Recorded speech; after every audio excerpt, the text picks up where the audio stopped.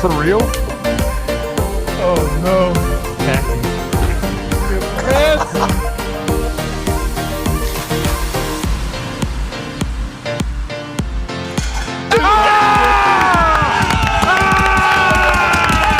Let's go.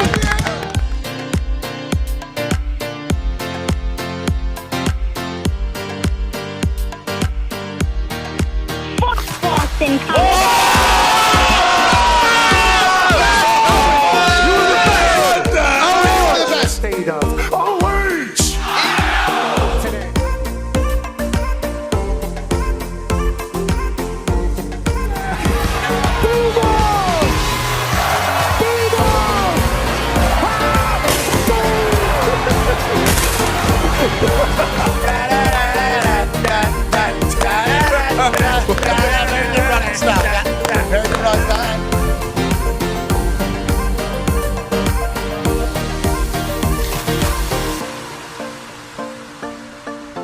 In Berkeley, California. You got it.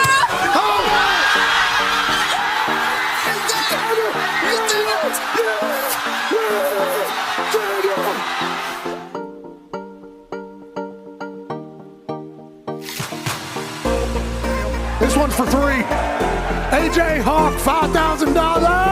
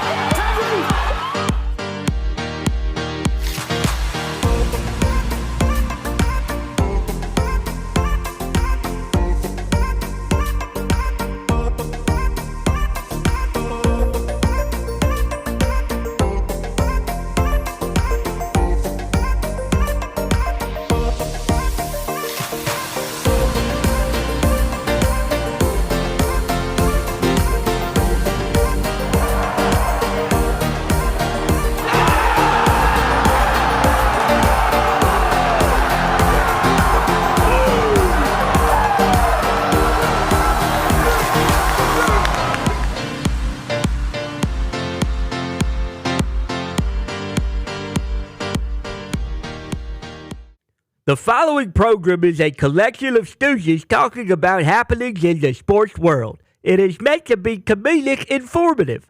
The opinions expressed on this show do not necessarily reflect the beliefs of their peers, their boss, or ESPN. There may be some cuss words because that's how humans in the real world talk. If you are young, please seek permission before watching any further. Hey. Why? Let's go. This show stinks, and the fact that you listen, we are very, very thankful for. McAfee on the line with a gorgeous assist. The all-time leading tackler for the Green Bay Packers. You pig!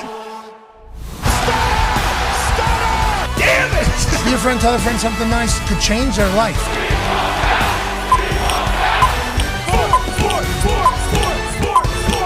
Hello, beautiful people, and welcome to our humble abode, the Thunderdome, on this BA Day, September 9th, 2025. This program begins right now.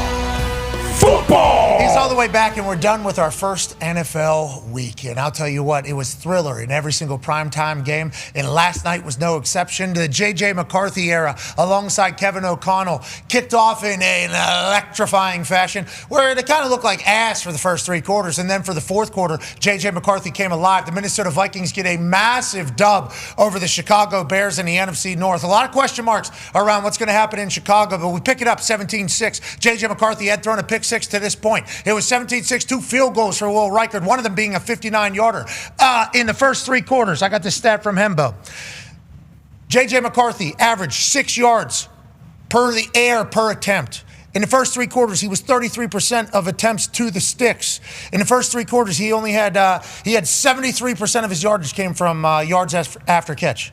In the fourth quarter, 11.9 air yards per attempt. What? 63% of them went to the sticks. What? And only 32% of the yardage came from Yak. He was airing it out. 17-6. We just hit Justin Jefferson over the middle. What an incredible catch. Justin Jefferson does play for the Minnesota Vikings, which is basically what a lot of people were asking. Is J.J. McCarthy going to ruin the Justin Jefferson experience? Is this offense ever going to be able to be capable to be what they were last year with Sam Darnold and everything that Kevin O'Connell's a part of? Well, fourth quarter came around, and J.J. McCarthy said everything they were saying about me at IMG and everything they were saying about me in Michigan is about to come fully to fruition. People say he's an absolute dog, a leader of men, a dude that whenever he gets into a room, he commands it. 17-12, how you doing? Keep it moving. Aaron Jones, B.A., a man who coached for 47 years. You love this play because the design was impeccable. Ain't that right, B.A.? Unbelievable. Yeah, you go. Kevin O'Connell, I think, is one of the best coaches in the league. And they got, NFL is all about matchups, and they got a great matchup. Aaron Jones on a linebacker.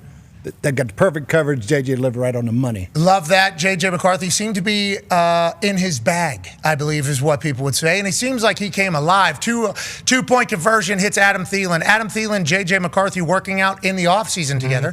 Adam Thielen from Minnesota. Got to know JJ McCarthy after getting drafted there. Worked out in the summer. He gets traded from the Carolina Panthers to there. His family celebrates he's going back home. And I think JJ says, I'm getting a guy I'm also very familiar with. He gets two-point conversion. Let's keep it rolling here. Now, 20-17. What are you going to do with it? JJ says, let's run a little option. I'll keep it, put my head down. And in his hometown, he stands up, celebrates, has the moxie, and all the boys are jacked up before a massive fourth quarter. Kevin O'Connell's team looked like they were a little bit of a dud for three quarters of this game. Look at the downfield blocking. Look at JJ McCarthy lowering his head. Darius J. Butler, 9-year veteran. Great play design. You mentioned TJ Hawkinson with the block. It was a great play call. And then JJ, you just got it in the paint, but that's a big-time play in a big-time moment. It certainly is. Everything good for JJ came in the fourth quarter. Now they're up, obviously, 27-17. The Chicago Bears can still answer. We have enough time on the clock. Ooh. Caleb Williams to Cole Kmet with a one-handed snag. Tick, tick, tick, tick, tick, tick, tick, tick, tick, tick, tick, tick. Has a chance to throw a touchdown to DJ Moore, puts it in the front row. A lot of people talking about this throw being a reason why they lost. Well, I don't know if that's necessarily 100% true. Now, if they score this early, obviously you add an extra timeout. They lost the timeout because of a punch-out a little bit earlier with a challenge call, and now they don't score here, which would have left more time ahead of the two-minute warning. Now they go drive down and score. And Caleb Williams throws a dot here. All right, and now he's potentially going to lead a comeback. Is there enough time? Maybe. Could have been. Is there enough time? There could be. So they have one timeout and they have the 2-minute warning. Right now, though, no time can go off the clock. Cairo Santos, we need a touchback. We need no time off the clock. Instead, what happens? Cairo hits a pretty good ball, about 5 yards deep, I think. 6 yards, 7 yards deep, maybe. You need that to go out the back of the end zone. Very big kick to pull that off, especially in the fourth quarter. They decide to return it. That eats the clock away, gets it under the 2-minute warning. So now there's only one timeout used as opposed to 2 stoppages of the clock. And if you look at his eyes, he's looking at the sideline right there. And that is strictly because Kevin O'Connell, the head coach, is the one deciding, bring it.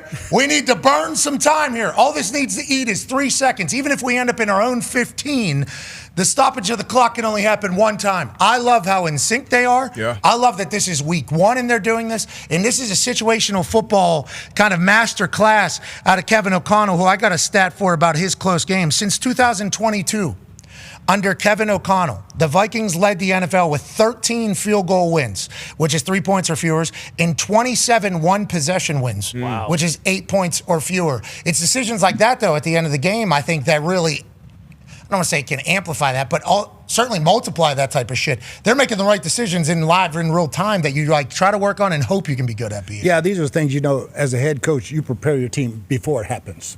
And he obviously does a great job of putting his team in practice in situational football. Hey, if this happens, this is what we're going to do. Because these guys were ready. There was no question. Hey, this is what we're going to do. And that, to me, is a sign of a hell of a coach. Yeah, I love everything about Kevin O'Connell, the way he leads. I like that he's a former player, but also he's a little bit of a hard ass. Yeah. He's a little bit of a hard ass in there. We've heard the mic'd up situation from outside the locker room after the boys didn't perform well, and he's getting after him. And he's yelling at them. He's in there. But his offense always going to be successful. For the first 3 quarters last night, we wondered. We're like, wait a minute. They took a big jump with JJ McCarthy here.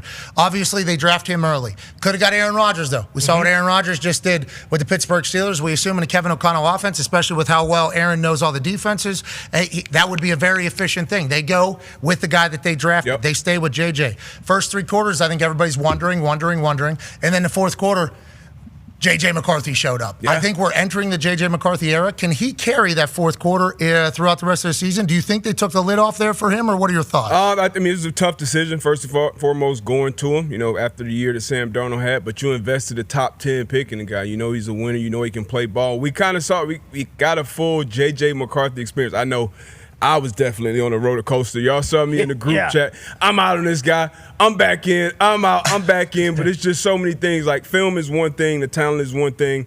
But the word you always heard about J.J. McCarthy was the intangibles, the leadership. And you saw it even when things weren't going great. Halftime, he's still, dapping every player, every personnel, having a conversation with Justin Jefferson. And you could tell you saw the sideline interaction. Some things maybe that I think Caleb should work on. I think he's great talent-wise. He has all the talent. But I think you got to be a teammate. You got to be a leader. And you got to do it a certain way at that quarterback position. You saw it with J.J. even when things weren't going great.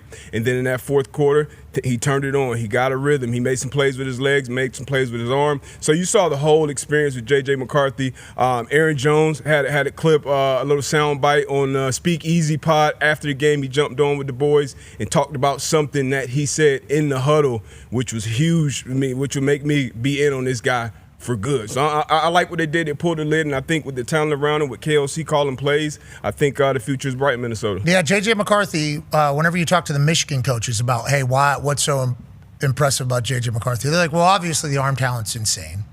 We don't really have to use as much because we got to get a run game. By the way, we run the ball a lot. He doesn't bitch at all. He's a potential top 10 quarterback, a top guy. Yep. We run it 30 straight times. J.J. McCarthy does not care as long as we win games. And also, whenever he was a freshman, he went into a huddle in the middle of the game. And I guess the way he commanded the huddle, like senior offensive linemen who wanted to hate this little pretty boy come in there were like, damn, we like the way this guy operates. I guess his intangibles of leadership and being a dude have been very evident since high school. And I think what Aaron Jones said to the Speakeasy podcast is they were losing in the fourth quarter, and he looked in the huddle and he said, third. I think it was third. So when stuff wasn't going great still. Yeah, maybe whatever, third or fourth quarter, they were losing though, whatever. It was not a good time. And he looked around and he said, is there anywhere else you'd rather be, to the huddle? And then he gives a play call and then he gets right in there. And Aaron Jones was like, damn. And Aaron said that he had been speaking about his leadership and how he's a different mental capacity than anybody he's ever been around. It's like, that's what everybody has said about this guy. Yeah. So in the fourth quarter, whenever it shows up the way that it shows up, everybody that had been talking about him, high school, college, Herb Street, literally everybody that know him is like, that's the most predictable J.J. McCarthy shit that there is. That's how they talk about him. Yeah, and in the draft process, that's the thing you hardly ever get to see unless you really do your homework. Because what he threw, 35 passes in the whole fourth quarter his senior year? I mean, that's hard to evaluate. Can this guy really take us back in the fourth quarter? But when you're talking about the grit, all right, that's what separates them. The guys that really have it, they got the grit, and they can lead. It's not necessarily arm talent, speed, they got grit. Yeah.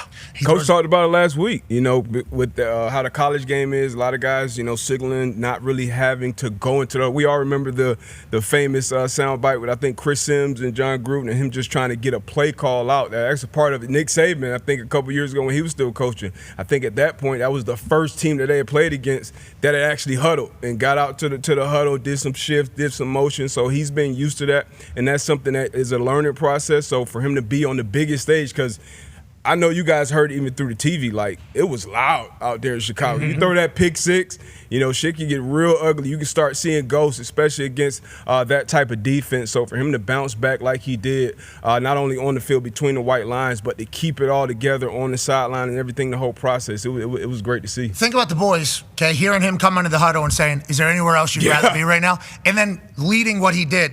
Like, and then coming back and winning. Like, all the boys in the locker room like, hey, this is the realest. It's a real deal. You can figure out the other stuff. Everybody's got talent. Everybody's got arm talent. Everybody can run.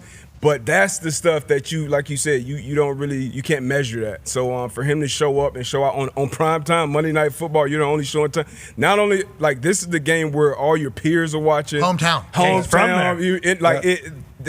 For him to bounce back and show that showed me and I'm sure everyone else a lot. So I'm excited to watch this team go forward. Now, the Chicago Bears, will they be good at the end of the year? Zito's not here. Zito was riding a wave last night. I saw him on X and down. He's in the middle of it too right now. Yeah. He needed that last night. Celebration. The way that ended was not good for Zito. Not at all. Zito, didn't sleep a lick last night. Yeah, a lot of good things happening in Zito's life, but he's in the middle of it right now. That is certainly the case. People are saying, like, is the NFC North nowhere near as strong as we thought it was going to be because of the Vikings trailing and struggling with the Chicago Bears? It's like, I feel like that game last night was just us, and I think the Vikings finding out who JJ McCarthy is going to be. And it's like, I think Kevin O'Connell in his post-game locker room speech said, we all knew he was going to figure it out. We all knew he was going to figure it out, and here it is right here. This happens. This feeling that we have right now does not happen without one other guy. All right? Did not go the way any of us wanted. This guy, all right, I could tell from the jump, he was poised. He was poised. But this guy didn't quit me, and you always thought he would figure it out. 2 passing touchdowns and a rushing touchdown all in the second half.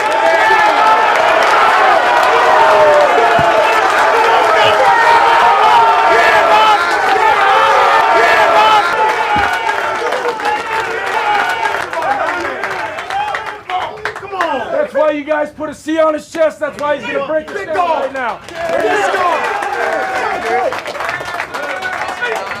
Hey, this is the beginning, but I think we proved something to ourselves tonight. We know what we got in the tape, and let's let it out every week. On to the next one, boys. Family on me, family on 3, 1, 2, 3. I like that. And a little delay on the 2 to the 3 there, keeping your own rhythm. I appreciate that. But I like that we knew he would figure it out. That's why we put the C on his chest. It's like everybody that's around this guy feels the aura. And I think this is just the beginning. I think the Vikings are going to be a problem this year. I think that is very much just like it was last year for the Minnesota Vikings. Yeah, absolutely. And you could argue the Bears still got a lot of hope too. But the biggest thing with JJ, and you guys have said it, is the end of the game. Like, we're talking about the opposite of Caleb, essentially. Caleb started the game unbelievable. It was great. They walked down the field. He scrambles for a 12-yard touchdown, whatever the hell it was. This throw to a Dunze on the sideline. It's like, holy shit, this is Oklahoma, USC, Caleb. And that's where you are for, a quarter. And then everything else continues to happen. And then JJ's the exact opposite. The whole game, you're like, oh no, JJ McCarthy, maybe he doesn't have it. Sam Darnold just won 14 games. They moved on for this kid. They have 6 points, and we're halfway through the third quarter. He just threw a pick 6, and then he just flips it on its head. And all of a sudden today, it's like, okay, the Vikings have their future. And the guy who started off great last night, it's more so like, is Caleb ever going to figure this out? Because there were times where you're watching it, it's like, oh, Caleb with Ben Johnson, this is great. And then the way it ended, it was more so like, oh no, this still sucks. Still not really sure. Everyone's talking about how they could have won the game down by 10, but he misses that throw. Who knows? A lot of things had to happen. Yeah. A lot of things would have had to happen. A drive. There are a lot of positive things, though. I think For Chicago? For Chicago. A lot of positive things to build on. The defense, all right, up until, the late fourth quarter stuff where they start running the ball, which is typical Kevin O'Connell. He's going to find a way. Mm-hmm. He's going to find the right matchups. But I thought Ben Johnson did a great job getting his team ready. And I think the Chicago Bears are going to surprise some people this year as they continue to grow. That first game for a head coach and a new offense and new defensive coordinator, everything is hard. And, they had the crowd going. They had everything rolling for them. Mm-hmm. So there's a lot of good things to build off of. Ben Johnson, a super intense guy, right? That's kind of been like the flip of the culture in Chicago.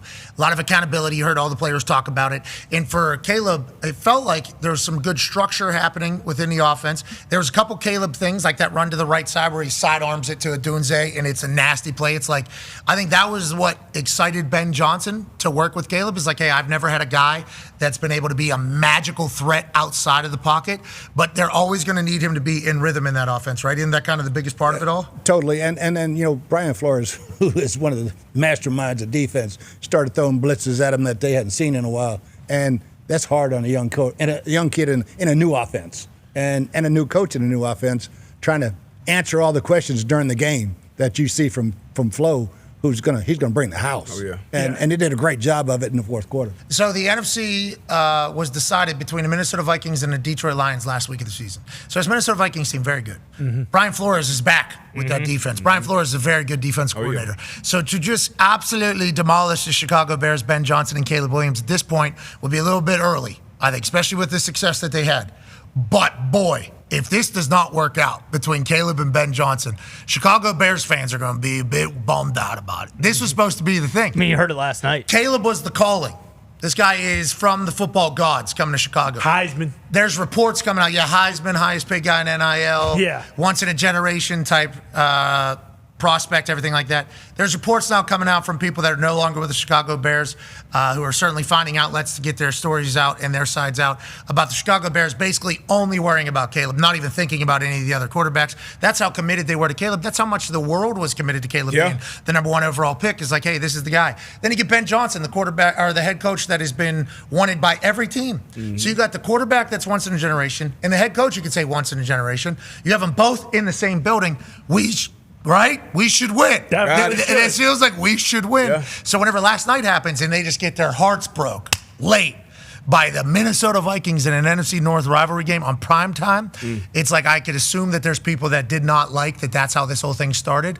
But I think BA has been very constant here. Ben Johnson's a damn good coach. He will figure out how to win over there. And then it's all like, can Caleb get on board with everything? And can they all buy in for a full 4 quarters? I mean, that is what it's going to be now until they prove that they can. But I have high hopes.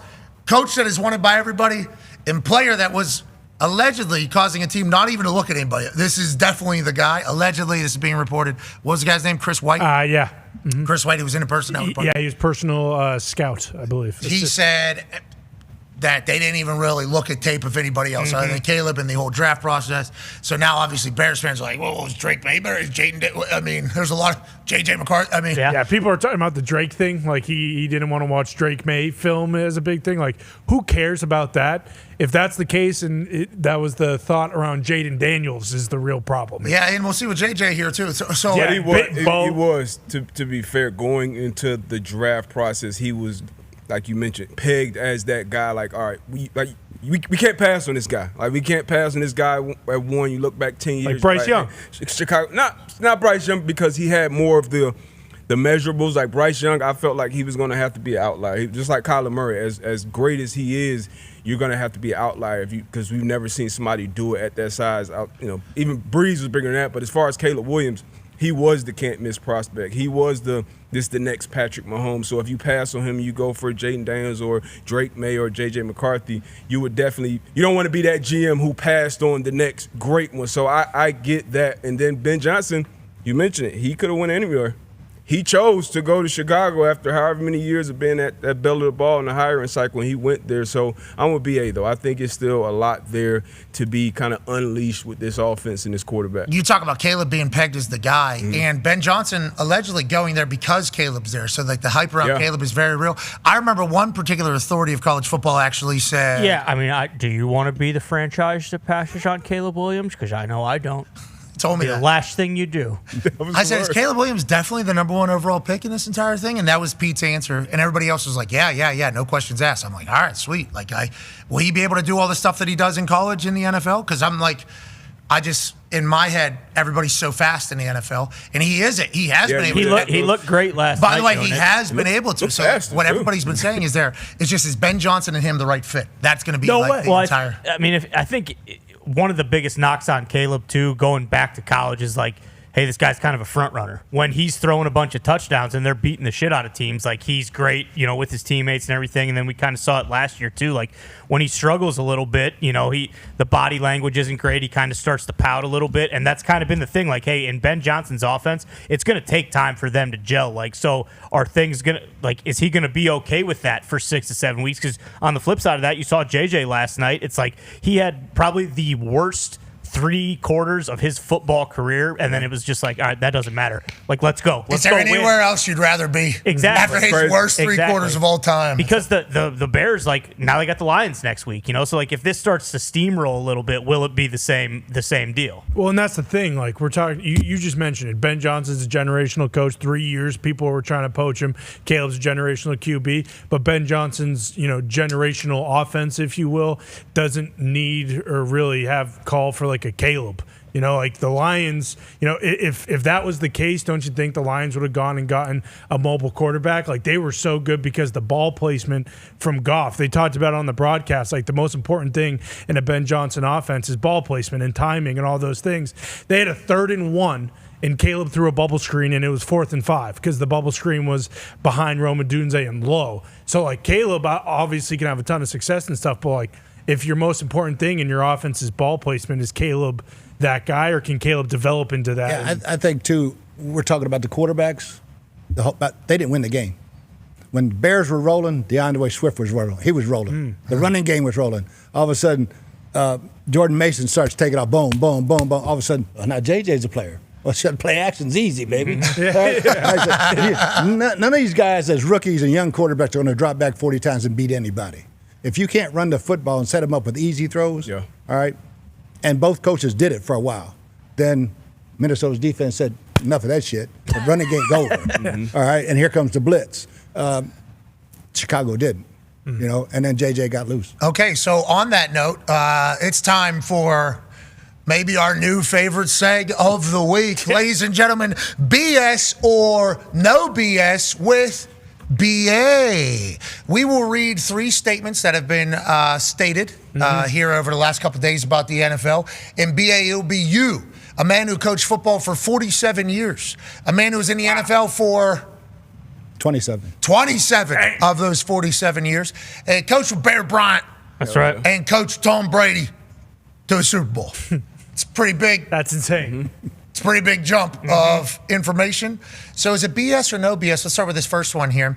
Kevin O'Connell is a top 3 coach in the NFL already. We just rattled through his situational football and his winning of close games and his speeches that he gives to the team and how he's been able to win with a quarterback who maybe he doesn't even know, or a quarterback that none of us know because his offense is so damn good. Obviously, Brian Flores is an incredible defensive coordinator. But in your eyes, as a man who's seen and known every single coach basically and coaching style, is Kevin O'Connell a top 3 NFL coach? Is that bullshit or no bullshit? That's no bullshit. I mean, he was coach of the year last year. And, and you're as good as your staff.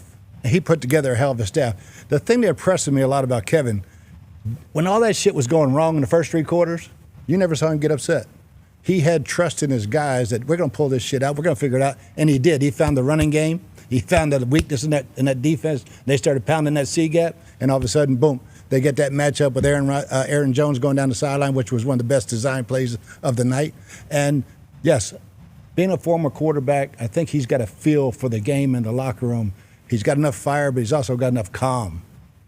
Do you like this celebration? Because I know you try to start fights with people on the sideline, especially whenever you're a consultant. Do you like this type of fire from? Oh, I love it, man. I love it. That's what the players thrive on. Yeah, I think the players see you invested. They appreciate it. Josh McCown there. I forgot he was there. Yep.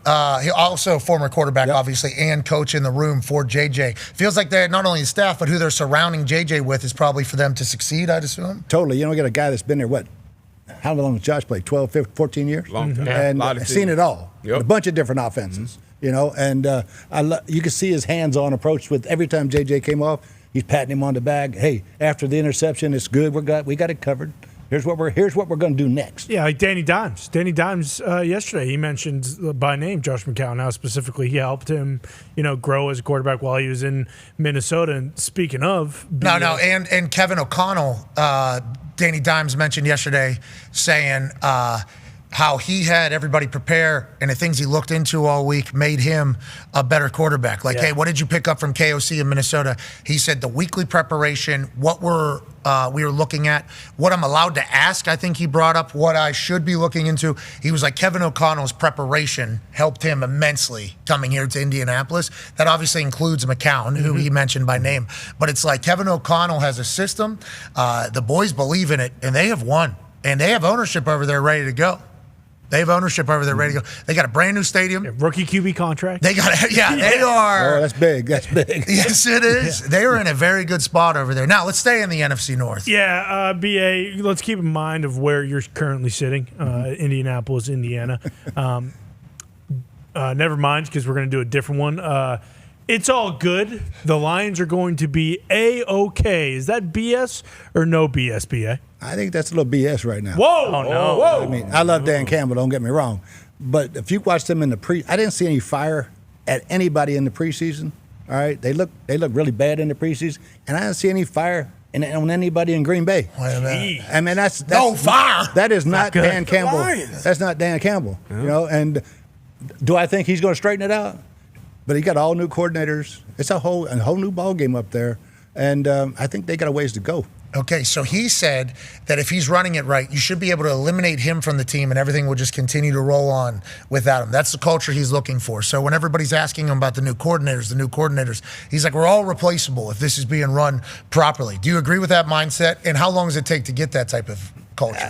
A little bit, but no, it's hard when you got all new guys. They're all hearing new voices. You know, they're used to certain voices. And once you get in those situational things, like what happened in the game last night, new situations happen. Well, Ben used to do this. Mm-hmm. I know, new guy does this. Yeah. Okay, that's different. It takes a little time, but they're a good football team. They're a good football team. I think they're going to straighten it out, but in that division, they better straighten out quick. Yeah, it might take a little bit. Are they like levels below Green Bay? Because Green Bay looked like exponentially better than them. I don't think talent-wise. I think that one game. Now, this don't measure everybody.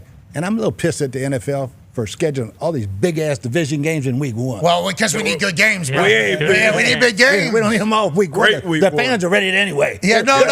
Yeah. We had a dull start last year. We had a dull start. Like, it was like first 7-8 weeks of NFL football was not great. The NFL clearly was like, oh, yeah. We're starting it with. We need rivalry games early. With this going on, more people are going to play in the preseason next year. Yeah. Okay, which is good for all parties, right? All parties. Okay, so maybe that is the case. Maybe some slow starters there. Obviously, George Kittle announced that he's going. It was announced that George Kittle's going to the IR with a hamstring. You know, these first couple of weeks, you got to look for soft tissue type injuries, and will that lead to more preseason stuff? Not that George Kittle was in the best shape that I've ever seen him in. So sometimes that shit just happens. Didn't miss a day. Yeah, but it's like, you know, I wonder how everything changes. It's part of the game. There's one thing. There's one thing to be in shape, and there's another thing to be in game shape.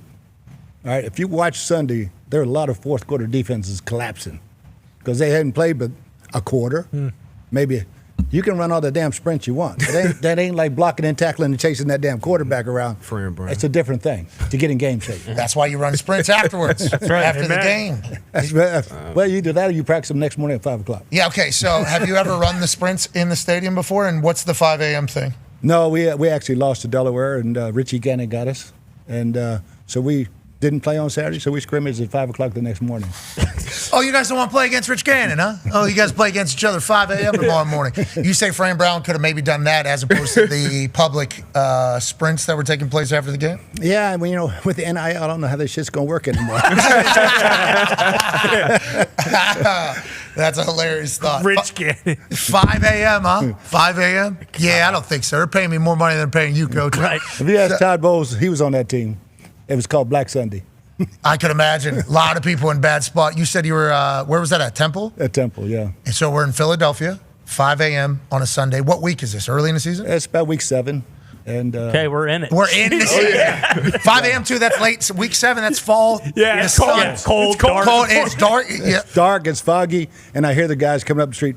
He ain't even here. That some bitch got us up for nothing.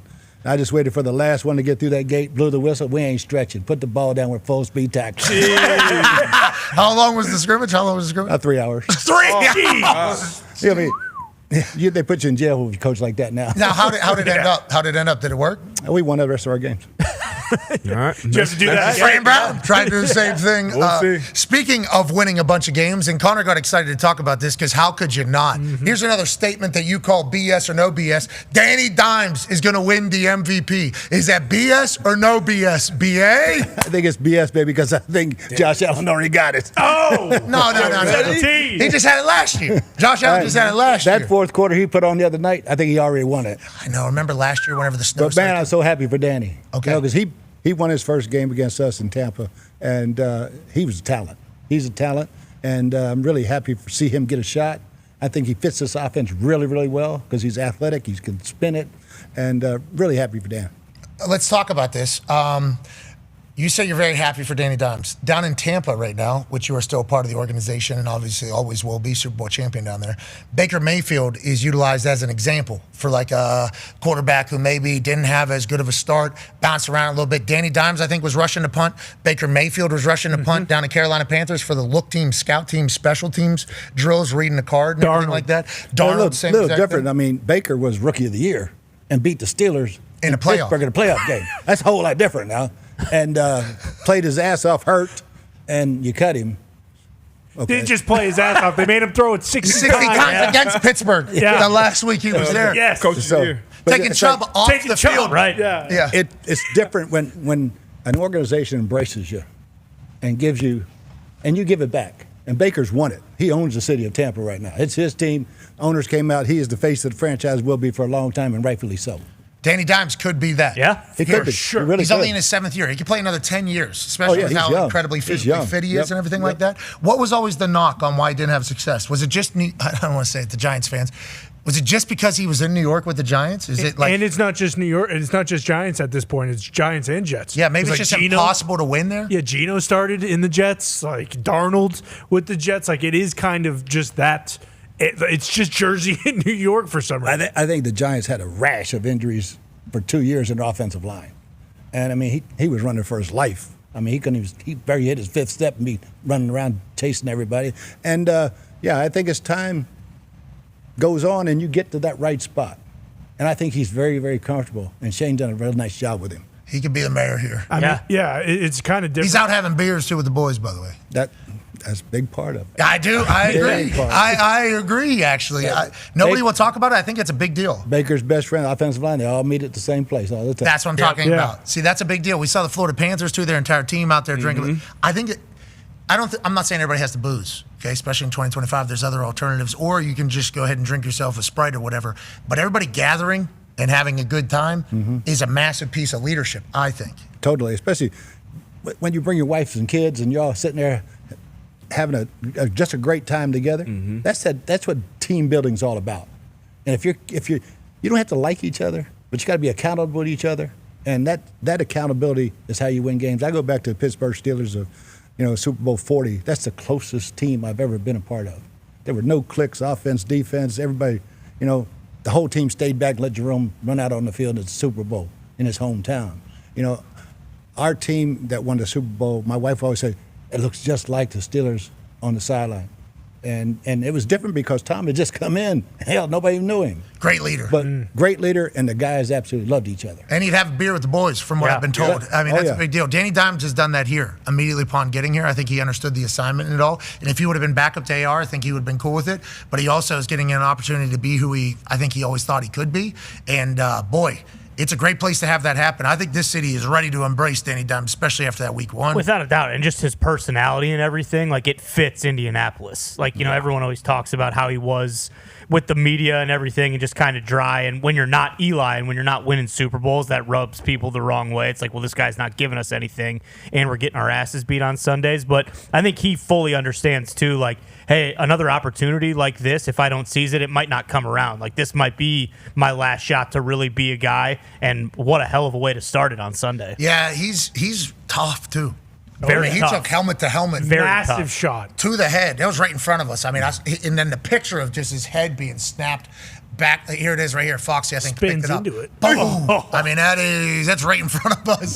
That head. And then the still shot, if we still have the photo, his head just turned completely sideways. And then he just pops right back up, tosses the ball to the ref, it just kind of goes away. It's like the whole team sees that shit. Oh, yeah. The only thing better would have been an Andrew Luck. Nice hit, buddy. Joining us now, ladies and gentlemen, is a man who was a quarterback in the NFL for 12 years. 12 years. Ladies and gentlemen, friend of the program. A guy who just understands everything about ball, inside and out. The man who will step into the batter's box and swing that bat at everything. If there's a pitch being thrown, he wants to swing at it. If there's a take to be had, he's going to give one. Damn right. Ladies and gentlemen, Emmy Award winning. Wow. ESPN, NFL pundit, Dan Orlovsky. No days off. Hell no. No days off. Ever. What's up, man? How are you, buddy? How's it going? I'm great. I'm fantastic. What's going on? How are you? Pretty fascinating stuff. I do like that you're showcasing the Colts now that we got a good team. Okay, I like Horseshoe. First time I saw it. Yeah, ever. Yeah, ever. Thank you. Which leads right into what we were just talking about. I don't think I've ever seen anything. Just like you sack of bones. Did you see Peyton the other day in that commercial for NBC? Colts. That was cool. That was awesome. It was weird, honestly. No, it wasn't. It felt weird because I'm used to it in Denver. It's got a statue. Was that the one with his son? Yeah, Marshall. Yeah, Marshall. Marshall also. He's going to be a guy. Yeah. I'm already past Arch. I'm on to Marshall. Let's see what this boy. They were raving about him. They were raving about him last night. He is spinning it at all the camps he goes to. Yeah, and he's got a chance to see a lot. Now, I see him wearing jerseys at every different stadium that he goes to, and it's like Marshall's about to be the one. Yeah. This is about to be the one. Nonetheless, shout out to you representing the Colts there. Danny Dimes, we were just literally talking about him finding the right spot. The statement was he's going to be an MVP. BA says, I don't know about that. Josh Allen just went absolutely crazy in the fourth quarter on Sunday night. He's the reigning MVP. But Danny Dimes and Shane Steichen, why did it work so well, you think? And is this what the whole season's going to be like? Because it was awesome on Sunday, Dano. Yeah, I would tell you, number one, I thought Shane was really good. And I think we got to see Steichen a little bit, like, kind of what his strengths are as a play caller. I thought they did a really nice job of protecting Daniel. Like, I think certain, like, chips with the tight ends or chips with the backs to make sure, because Daniel's thing for me has always been like when he's pressured, he just has at times panicked with the football and that's minimized his play. But they protected him pretty good with different ways. I thought the way that they got Warren involved is really good. They moved Warren around, I think, 6 different spots. And so obviously a super talented dude. So I think that helped. The 12 personnel stuff, putting 2 tight ends on the field was just a big deal. It just helped. Now, he threw it well. There's no doubt about it. The Dolphins had so many what are we doings. We're not talking about that. That's because the Colts did that. Good ball club. Colts said, Dolphins really good. That's what happened. The guy that should be covering the flat. So there was, like I said, really good protection. He threw it well. They got Warren the ball well. I do think Miami helped a little bit in that regard. BA, you agree with that? You think Miami is shite out there? Because a lot of people are saying, okay. Yeah. I'm with Dan on that one. They did not look great, but that's because the Colts made them look bad, Coach. That's why, you know. But they did. Yeah, you're right. You got to make somebody look bad. If you're bad, somebody's got to make you look bad. Exactly. Agreed. Right? It's professional football. They could be bad, and you can look just as bad. Yeah, agreed. You know what I think would be a good thing? Coach would know a lot more than me, but I do think one of the things that they did was, like specifically to Tyler Warren, it seemed like he was in Daniel's like vision of his read all the time. I think that's the first play of the game. But even some of the like checkdowns over the ball or the shallow crosses, it just felt like, Daniel, we want you to start here. And then the second or third guy is always going to be Warren, and he's going to be coming into your picture. So it almost was like treating him as like sometimes McCaffrey does that with San Francisco, where they automatically put him in the vision of the concept, as like the second or third option. BA, would you agree with that? Oh, totally. Yeah. I think that's exactly right. And I go back to Ben Roethlisberger. He look around. Where's Heath Miller? Where's my man? All right, it's the same thing. You got a guy like Warren who's going to be absolute stud, just like Brock Bowers, and put him in the check down area, put him in the middle of the field. I look outside, there he is. All right, and this kid knows how to get open. Yeah, and Danny was very comfortable giving him the ball. Yeah. And I feel like his catch rate is probably So big. Yeah, massive. So he is gigantic. He's a guy like like Gronk, like he's always open. Like if a DB's on him, like you can't get. He's gonna basically rebound you. Tony Gonzalez, like he's gonna rebound you. Linebackers on him, he's not gonna be able to run with them. So this is a guy who is always open. So even if he's not in the vision or he is covered late, just throw it up to him. Make something good happen, 84. And that move right there, like for a guy to be that big, we saw him run, whether it was Wildcat, whatever it was at Penn State. That move, that's usually made by like a good wide receiver, like an AB type guy who just kind of has that feeling, okay, he's going here and put that foot in the ground, get upfield. Like that was a big time move. I think he's going to be a big time player. And I think also because Danny Dimes' first year in the system, like he has no allegiances to any wide receiver there. Yeah. Mm-hmm. So like Tyler Warren being a rookie and being brand new to the offense is like, so am I, brother. We're all hey, we're all brand new to this offense, brother. Let's go ahead and do that. And what we spent on Tyler Warren was very much like hey, he's gonna be a guy. And all reports out of camp is that he is a guy. We needed that. It's a missing piece. We needed it bad. 39 or 36 total catches. I think 39 total catches from the tight end position last year. So you invest obviously in the first round pick in him. So another great move, I think, by Chris Ballard this offseason. But Dano, Cam Ward, I just saw you tweet. I saw a couple other guys tweet as well. I didn't watch as much of that game. You look at the stat sheet, look at the box scores. Doesn't look great. I saw a clip, I believe, of his father up in the stands getting pissed off too. What is the number one pick, Cam Ward? What does his tape look like? I know he was facing a very what's talented his defense. sub-tweet? So you didn't even include a bruh. Yeah, we needed a bruh. What did it look like? It's strategy. It's called strategery. Okay. Or being a con. I don't think you're a con. Shut up, Connor. Easy.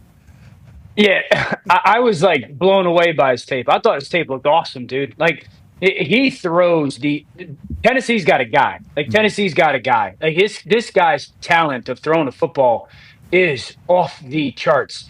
They win the game if they don't have like 8 drops. I counted for that play is awesome. That's like that reminds me of like Joe Burrow-ish type stuff. I just the ability for him to thread the needle on some of the throws and just to cut the ball loose with what he's looking at, I was wildly impressed with. I mean, that defense is awesome. And he made some throws that were, I mean, dude, I got drops on 1, 2, 3, 4, 5, 6, 7, 8 drops. His dad has those too. His dad was catching. He saw all of those. He was sick of him getting up, just going over. Dude, they win the game. The guy ran a 6'1" 40. He caught the ball. Strepro catch. He cuts it loose, man. He is crazy talented throwing the ball. Now, I'll give you 2 things. Like, yes, there are times when he's got to be like, Cam, you can't take that sack. Like, he takes back-to-back sacks that takes him out of field goal range. He did that in college. He's got to learn from that. He would be my expectation. And there are also some times that he fires the friggin' ball in there. And I'm like, could you have taken a little bit off to help him? He's got the touch. He does. This isn't there's some guys who throw everything as a fastball. That's not that's not the case here. Money. I just did that throw sick. I'm telling you. I mean, he's got.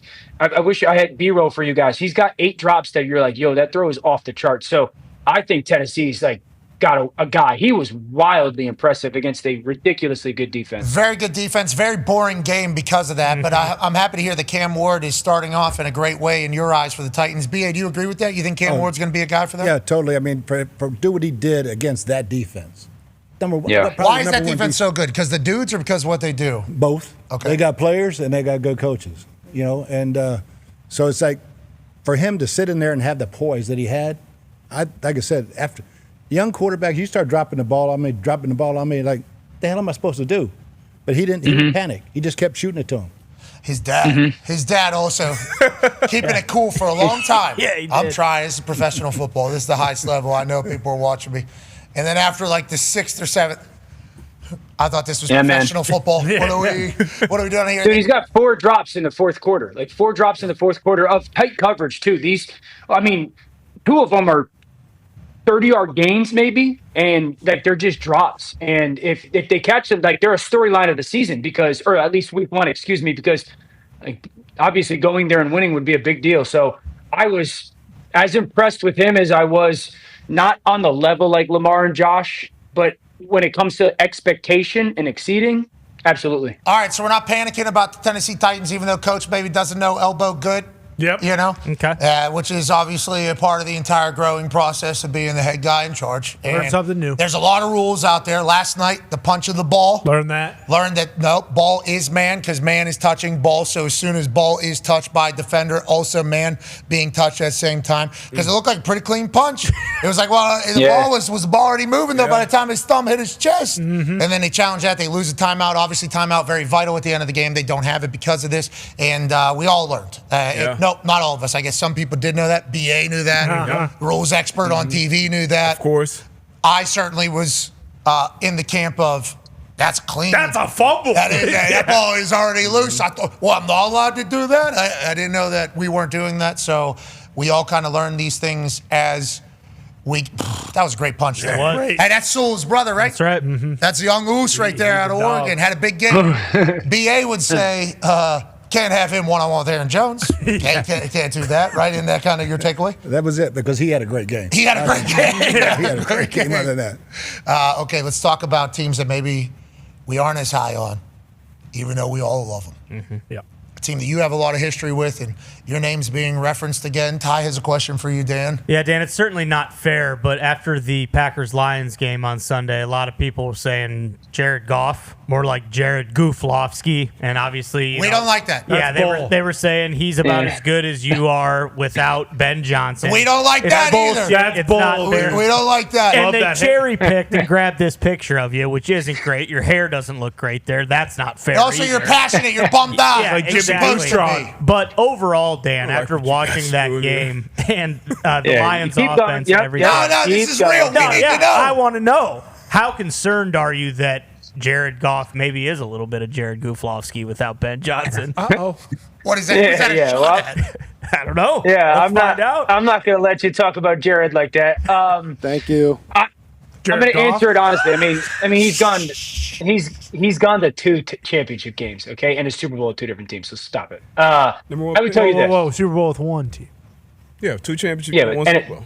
NFC championship games. Okay, just make sure. Yep. You lumped them in. That the Lions are the most concerning team for me out of Week 1. Most the Saints. Dude, I would tell you. Nah, most won. Because the Saints and expectations and what you like kind of want them to be, dude. The Lions offensively were as fun to watch. You would look forward to cutting on their tape and watching it, and you would just marvel at the ways that they would create advantages for their players. That the way that they would create leverage advantage or numbers advantage and chunk plays. I saw one, and I think it was a busted coverage by Green Bay more than a advantage created by Detroit. It was, I'm trying to be respectful here, it was a boring watch. It was a depressing watch. There's a lot of credit to Green Bay's defense, but man, what it was the past 3 years with Ben, and then what it was this past weekend looked nothing like themselves.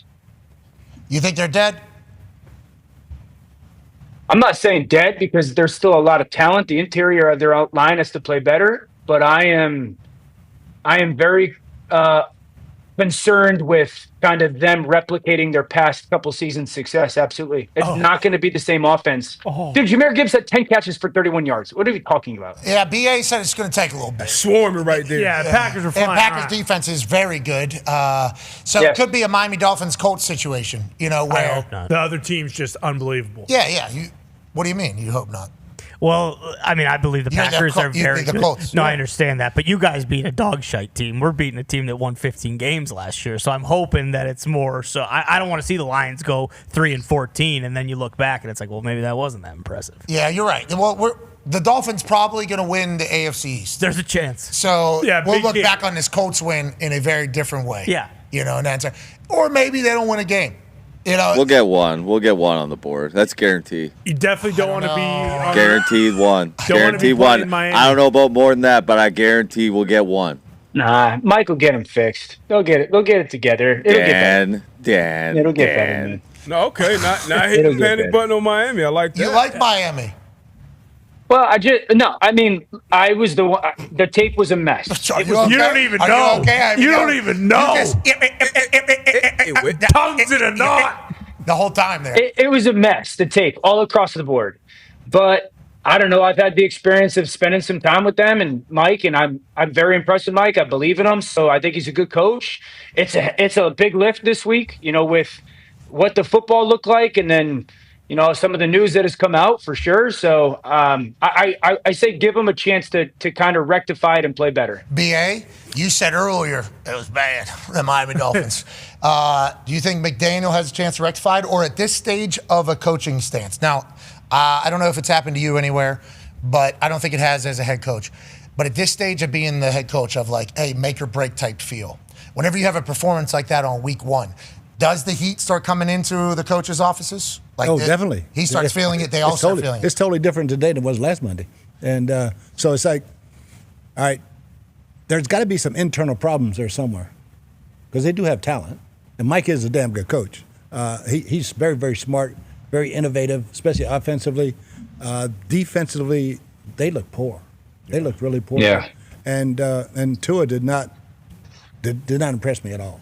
Now, to be clear, they traded their only Pro Bowler in Jonnu Smith. They got rid of their other All-Pro Jalen Ramsey on the defensive side. Calais Campbell's gone. Yeah, left tackle retires. Left tackle. I mean, going into the year, there's a lot of pretty big X factors just not going to be there for a team that wasn't really there last year either. So you wondered what was possible. But this is, Gumpy, you tell me, a lot of people viewing this as a make or break year, right, for that entire operation down there? The concern is last 15 games with Tua and McDaniel, 6-9, 14 picks, 8 fumbles for Tua. So, but you guys scored 70 against them. Yeah, that was a long time ago. That was a good days, great days. Still haven't won a playoff game in 25 years.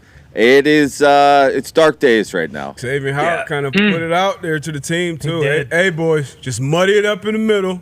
Make them throw outside, take away that first read, and Tua's going to struggle. And that's got 2 picks, one overthrow across the middle to Cam Bynum, and then the one with Latu dropped in and kind of sunk back and got in his window and picked one off. So that is kind of the recipe out there. But I was very, coaches talked about it too. It's going to take some time to build that continuity with new play callers, new offense. Very concerned when a quarterback head coach play caller that have been together as long as they have come out week one and lay an egg like that. Yo, D-Butt, did you see that Tyreek stat that it's been a year since he had a catch go over 30? Yeah, we talked about that yesterday. That was wild. It was mind-blowing. I thought it was fake when I first saw it. That's unbelievable. And that's what he was saying right here. It's about to be a year since I've had a 30-yard – that's what he was saying right here. I'm not the best lip reader. But that's crazy. That could be what he was saying. And also, there's people saying that this was a bad reaction from Tyreek. I would like to commend Tyreek for this only being what he did in this situation. I would like that to be said. Because this could be much worse. Mm-hmm. He could be in McDaniel's ear. Hey, I'm trying to get traded right the fuck now. Yeah. That has happened. We've seen he could, exactly. Take his pads off. We've seen players retire in the middle of a game. But you know there were so many blown assignments on that tape, man, by everybody. And it's not a new coach. Protection. It's lose for whoever's paying the Dolphins this week. Hey, and now Connor has the last question. Legit. Yeah, it's New England. Would that be so? Connor has a question for you. Last one here, Dan O. Yeah, I thought about actually just asking BA a question, but I guess I'll ask you one, Dan. Screw it. What do you think about the Chiefs? Chiefs. Friday night was not good. That looked abysmal. Obviously, Worthy gets hurt on the third play, and the broadcast was talking about how much the offense was supposed to run through them this year. Should we be worried about Kansas City, especially because the Chargers in their division look like one of the best teams in football? Yeah, I'm concerned about Kansas City. I still my notes from watching the game are it's still a very catch and throw offense. It feels like everything is still a very short throw offense. That's what Patrick Mahomes. And I know that they have some speed. Obviously, Hollywood's there. Xavier going down. Thornton had some stuff. I mean, that's one of the throws of the game. Outside of Patrick making 3 or 4 absolutely preposterous plays indoor throws, you're sitting there going, everything's this dink and dunk catch and throw offense still. And I still think, and Coach Arians would know a lot better than me, but I still think the teams that are throwing the ball down the field and creating chunks, you're doing it off some form of a play action something, like Baltimore, Green Bay, Buffalo, and that's just not where the Chiefs are again. And I do not believe that is going to be good enough to win that division or make another run. I think you'll skate by a little bit here and there, but the offense to me just is still so short. So on that note, there was a stat that went out, from Seth Buska here. Since 2019, Patrick Mahomes' elite deep ball has clearly declined. Deep ball accuracy fell from 51% to 21%. But then there's also a stat about the number of completions over 20 yards or 30 yards. Yeah. He's 32nd or 34th out of NFL quarterbacks over the last 2 years versus the first couple years he was number one. Now that's the Tyreek Hill effect, I think, in that entire thing, which is why Tyreek just sitting on the sideline, just doing this as opposed to going and saying, get me out of here, to go back to Kansas City that they need me. I think we should commend that. Who knows what the rest of the season looks like for Tyreek and the Miami Dolphins. But they literally no risk it, and it seems like they still get the biscuit, though. They've won the AFC Championship. They have. I think they've hosted the AFC Championship the last 7 years or something like that. They obviously won it last year, and they weren't throwing the deep ball at all. To Dan's point, is that sustainable for success in the NFL right now if you don't have any deep threat? Or I guess what his biggest concern was maybe not a good enough run game to maybe set that whole thing up is kind of what Dan. I think that's the key. Andy's always run the ball well. And wherever Andy Reid's been, he's always run the ball well. And they had good play action. They've always had a great short passing game. I think they're missing the run after catch guy. All right, so if you're going to throw all those dink and dunks, somebody's got to break one and get 15 or 20. You got to get a chunk play out of a short pass. I don't see it happening. So Rice out, Xavier Worthy out. Both those guys, probably yak guys, if I had to guess. And the way they were talking about how much Worthy was going to be part of the offense, feels like maybe they were going to get back on their Tyreek bullshit with Xavier Worthy, who can also run a 4.2 or whatever it is. So him being knocked out early, I guess we all missed out on some electricity from that particular offense. And I can't wait to see how it goes going forward. We appreciate you, Dano. What do you got today? I got to do NFL Live in Sports Center this afternoon. We appreciate your commitment to sports. How was yesterday? Yesterday was cool. Good, busy day. Travel, Chicago there and back. Sat on the tarmac for 25 minutes like airlines like to do, but other than that, it was good. It was all good. How's your golf game? Good question. It's pretty good, Coach. I played more this year than I have since I've got triplet 13-year-old boys. So since they've been born, played the most that I have this year, but that's because I started to play with them. So I could go shoot an 82 like anybody. Okay. What's your best though? I still think my best is like a 74 or something like that. Maybe 72. Not bad. Par, maybe two over. He's a liar. Don't forget. Oh, yeah. We forgot about that. He did the score thing against us. He erased the score. He erased the score with a pencil, obviously. All right, that's Dan. Liar. Hour two, be on the other side. Be a friend, tell a friend something nice. Cheers. It's impossible to be at the top at both of those. Essentially, like it's Dan. Another farting Dan Orlovsky situation just took place. What do you mean? It's unbelievable. Your butt was just talking. Okay, I did not fart. Dan. This is 2 times now, Dan. This is the Orlovsky thing. You guys being serious right now, or are you messing with me? Dan, listen to this clip. This is you just moments ago. It's impossible to be at the top at both of those. Essentially, like it's Dan. I mean, undeniable. You guys definitely just freaking idiots. We swear. You guys 1,000%. No, we swear. We swear. There's no way. So no one did that, Dan. What did you eat? I haven't even ate two guys. Hey, if I were you right now, I'd go grab some food. My wife texted me. She said, "Oh my gosh, McAfee Show, I'm dead." I go, "Babe, I promise you on everything, I did not fart." Who runs your Twitter account? AB. I do. What's this all about? I would like to know, in that situation where your butthole started talking, what did I do? I'm here to be serious with you, man. What are you, chucking a glass of milk, eating some fruit over there, get you some coffee, get that butthole a little bit more active? I haven't ate. I'm eating yogurt. I have 1,000 text messages right now of people going, "Oh my gosh." I'm like, I just wanted to have like a quiet Tuesday. I don't even know why we're going to have another hour. Maybe run that clip. Just, on loop.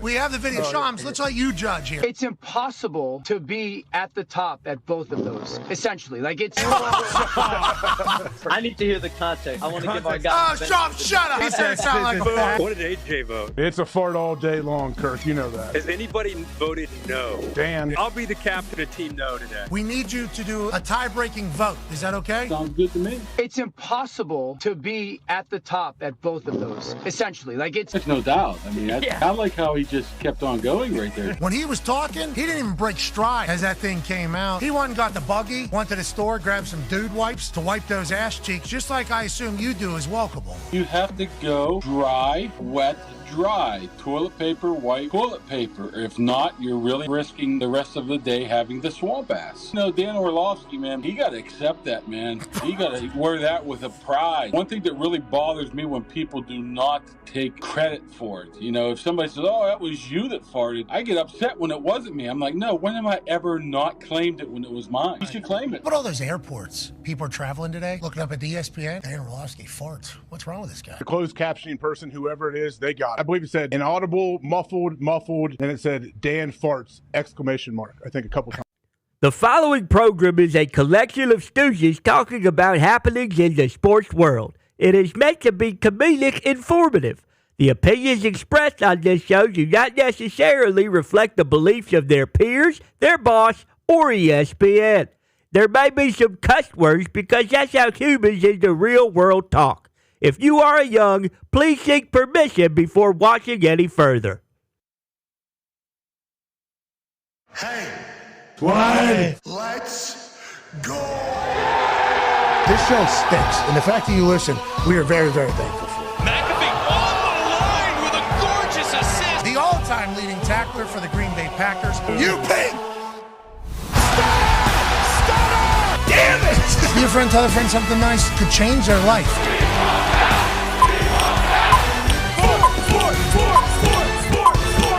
Hello, beautiful people, and welcome back to our humble abode, the Thunderdome, on this BA Day, September 9th, 2025. Hour 2 of the program begins now. Football! It's magical. Joining us is a man who coached that particular sport for 47 years, 27 in the NFL, 20 in college, ladies and gentlemen. Bruce Arians.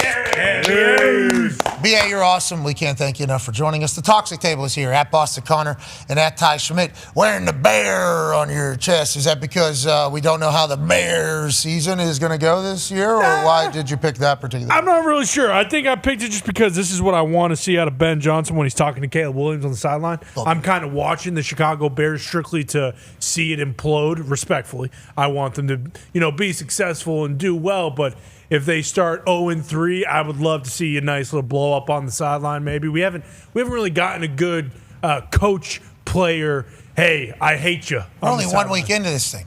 No, everybody thought they were going to win a Super Bowl 5 days ago. No, but I'm even thinking about last year. Like, it feels like now a lot of the times it's a situation like Tyreek where they're yelling at themselves versus like, hey, let's get some real hate battle between these QBs and coaches when they're trying to figure it out. You want Tom Brady, Bill O'Brien. That's what you're looking for. That's exactly you're what looking for. Peyton Manning, Jeff Saturday. Sure. I want Drake May to squash Josh McDaniels on Sunday, respectfully. Like Wreck-It Ralph? I want him to bonk him right on the head. Garrett to Mason Rudolph without the helmet. Boom.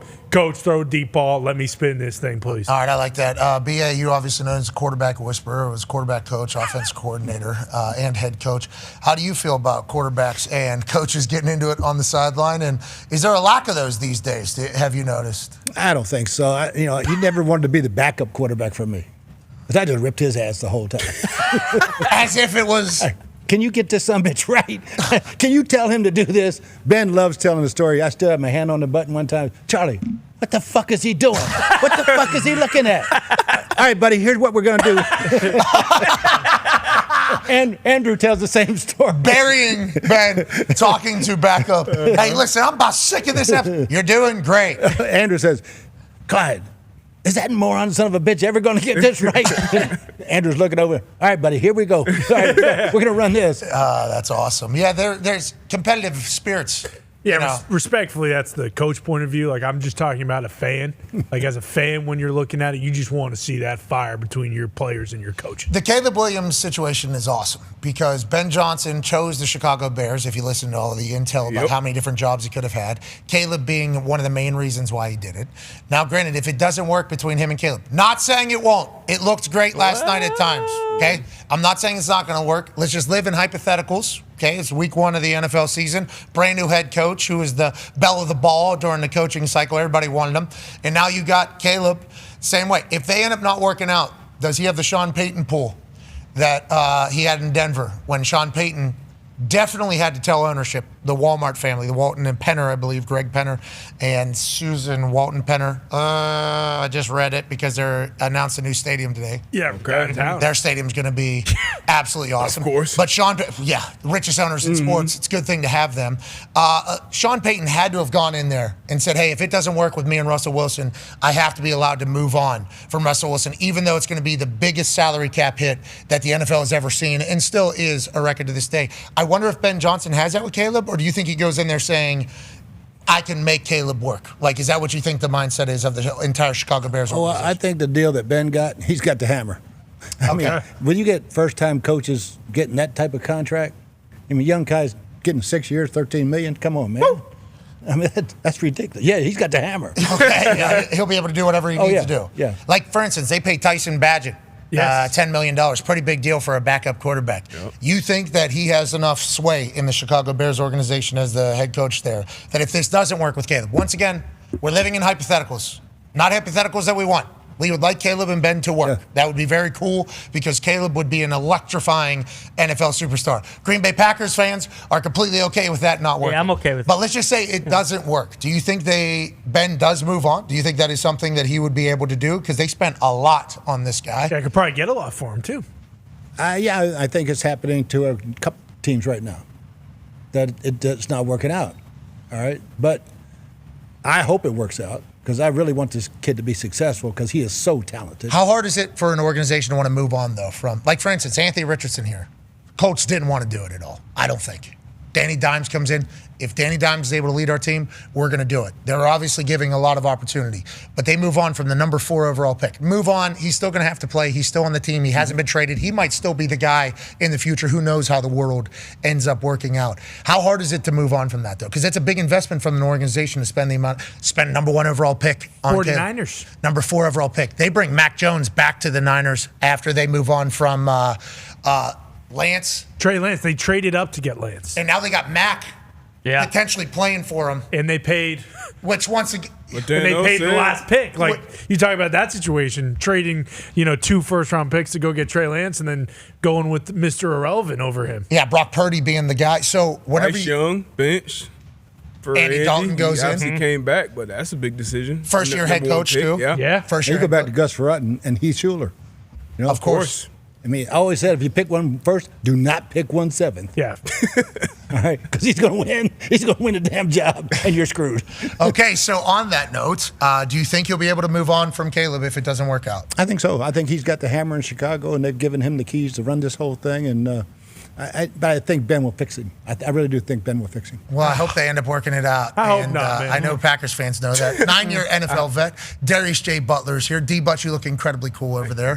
Last night, your big takeaway from the game, JJ McCarthy's dog. The Vikings are still for real. Caleb still has a chance. What's the big takeaway for you? All of those things. And I am right with BA. I think I want him to be fixed, and I think he will be fixed. And if you look at his rookie year and his numbers, they weren't terrible. Obviously, he got sacked. That's the number that stands out the most, getting sacked 68 times, but didn't turn the ball over a ton. He has the skill set and the fact that Ben Johnson is the head coach and he's also the play caller. If you look around the league, most KOC being one of them, but most of these guys that became head coaches and that were play callers beforehand, and they still hold on to that play calling.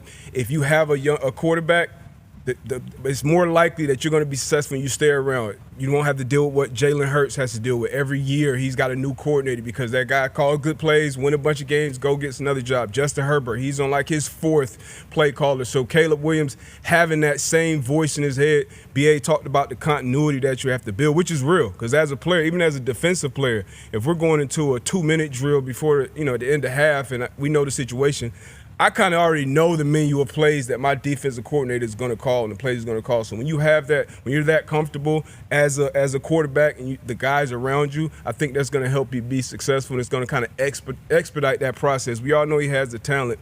We all believe Ben Johnson is a talented play caller. We know that.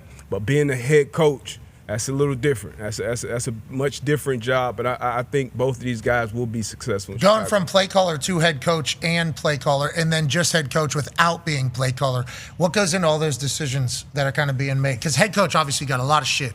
Got a lot of shit coming across your desk that you didn't have as a coordinator, but there's some buildings that are set up differently, right?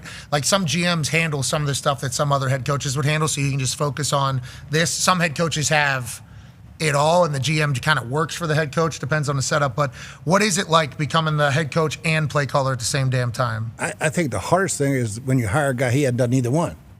He's never called plays, and now he's the head coach, and he's going to call plays, which has happened at a number of times lately in a few years, which blows my mind. All right, you're asking this guy to do three jobs he's never done. All right, but I think the play calling thing and the head coach thing is easy. I mean, look at Andy Reid. I did it for years and years. Came back and didn't want to do it because I had Byron Leftwich, who I trusted totally, trained him, was a quarterback for me in Pittsburgh, one of the smartest guys I've ever seen, and let him run the whole show. And it was much easier for me. I got a little involved in defense, which I never did. Oversee. Which I never did. I learned all the cover zero calls. Because we're blitzing, baby. You got a little no risk it, no biscuit on the defensive side when you're not fully focused on the offensive side. You know, Kevin O'Connell's been able to execute it very, very well and not get kind of lost in the situation because his situational management is still good. Sometimes play callers, I forget who told McVay. Yeah, Sean McVay, unbelievable at calling plays and not getting lost in there. Sean Payton always has. Andy Reid, obviously. Michael Lombardi said, though, some of these play callers just get lost in the sheet and they like kind of forget that they're the head coach of the entire team.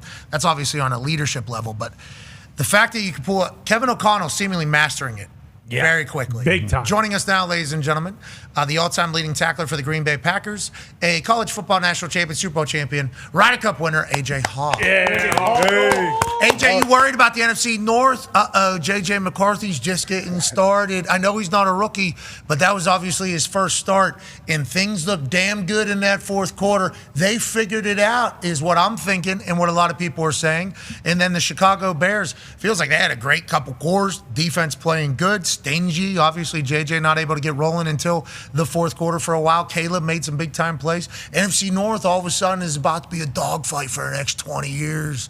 AJ, how do you feel about last night's NFC North showcase? And how about the NFL having back-to-back-to-back thrillers in primetime?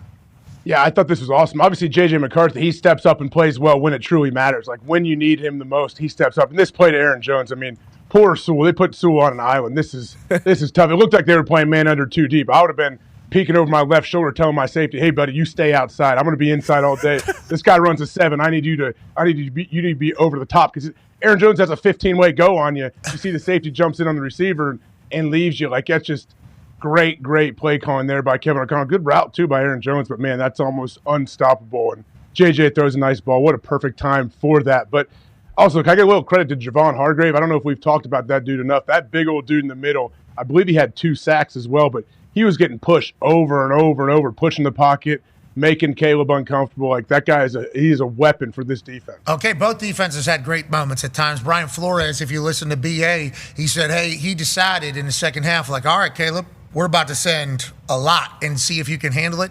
Obviously, the second half, fourth quarter becomes a little bit of a crumble for Caleb as JJ continues to go. What did you see from the Vikings defense other than Hargrave? What did you see from Brian Flores? And do you have belief that Caleb and Ben Johnson will be able to get it done in Chicago? Well, on the Caleb and Ben Johnson situation, I think you guys have kind of talked about it. Like, are they the right fit for each other? I don't know, because you say there's so much rhythm. You need some rhythm passing. You need to get into like a consistent rhythm offensively. We know, like, Caleb works best when he's doing this, when he's making things happen that other people can't really do. Play breaks down, he's all over the place, and he somehow finds a way to complete these balls, and obviously gets in here in the end zone there. I mean, I'm sure they can work it out. I just don't, like, how much time do you give it? How much time does it take? I would love to be in the meeting rooms there and see, like, hear the conversations, like what they're asking Caleb to do compared to what he is most comfortable to do. Like, it's going to be interesting, but Brian Flores, like, you never know. I feel like you never really know what you're going to get. They have the ability to change it up.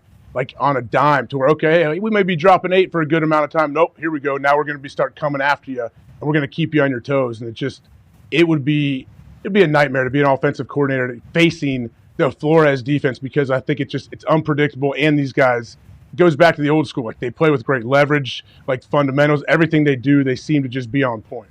Yeah, and Brian Flores has been around a long time. He's seen a lot of ball. Yep. So he's able to figure out what the hell you're doing that's beating him. I think is something that he also did last night. I assume there were some adjustments made. I assume from a veteran defense that's very good. So I don't want to give up on Caleb and Ben Johnson yet, but boy, if Ben Johnson was able to do what he was able to do with Jared Goff, incredible arm talent.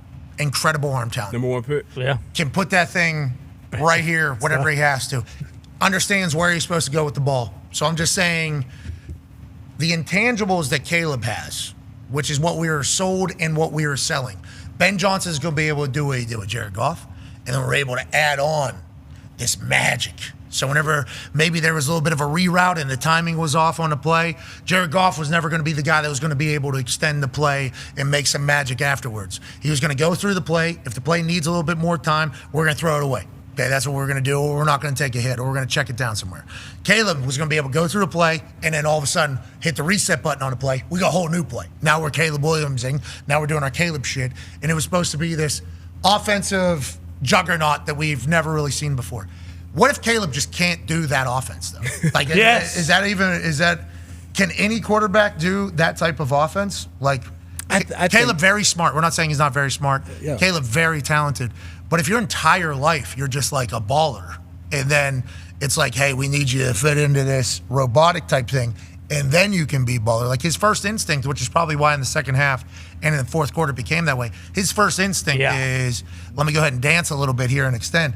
Will Ben be able to, can you get anybody to play a system style? I think so. I mean, he did it in the first half. He took his check downs. He was 10 for 10. Mm-hmm. You know, he wasn't forcing anything. He wasn't running. He did a great job moving around in the pocket, protecting the football where he didn't last year. He had 2 hands on the ball. Boom, he takes off running, makes a big play. So you see it. Now, as the game got tighter and tighter, then your natural instincts come back. I'm going to make something happen. I'm going to make something happen. No, let the offense make something happen. Let the guys around you make something happen. And I think he will grow into that with Ben.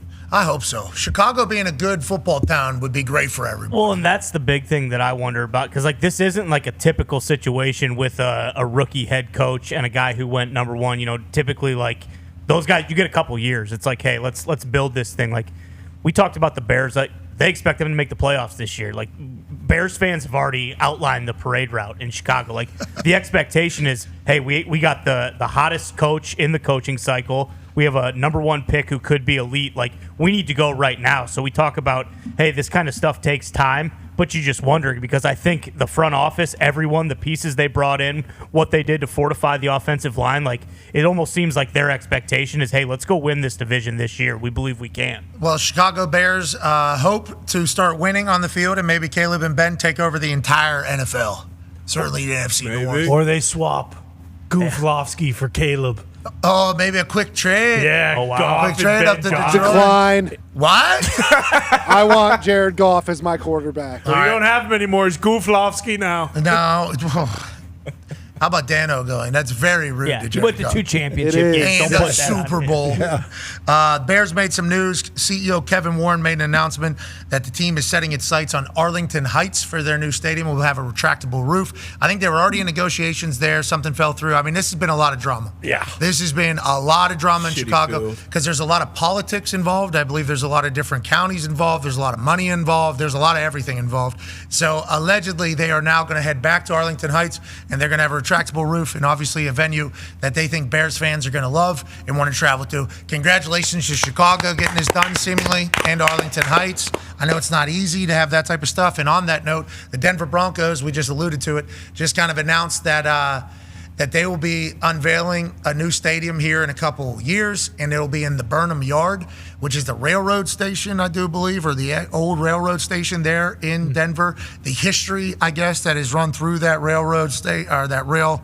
station, I guess, is very deep. It's a part of the story in which they told and why they picked it. It's near downtown. No, Arlington Heights, I think, is away from Chicago a good bit. I think it's pretty far out there. When you have the richest owners in sports, they can buy the real estate near the city. He said it won't be surrounded by just massive parking lots either. It'll feel alive and feel like a part of the city. They want to host a lot of venues or host a lot of events in there all year round. And this just, like, when you have owners, now I assume they're getting city money. I assume there is tax money. Probably funded. Unbelievable. Yeah. Of that. Isn't that unbelievable? It is unbelievable. But richest owners, 2031. I mean, can we expedite this? What are we, 6 years? Yeah, what the hell? I still got supply chain issues. Well, that's what the Bears said, that they plan to host the Super Bowl as early as 2031. So I wonder if they're thinking for the Arlington Heights one, like, hey, we got to be working around the clock here and build this thing in the next 2 years. The Waltons, dude. I think both cities are looking for the Super Bowl. Yeah. Oh, yeah. And rightfully so. And that's why the retractable roof is on there. Yeah. That's like the fans in Cleveland all pissed off about the thought of a retractable roof. Buffalo pissed off about a retractable roof. I think if you were to present Green Bay with a retractable roof, they'd be like, absolutely Can't not. do it. No That's way. what everybody's saying that. But it also means you get a Super Bowl. Yeah.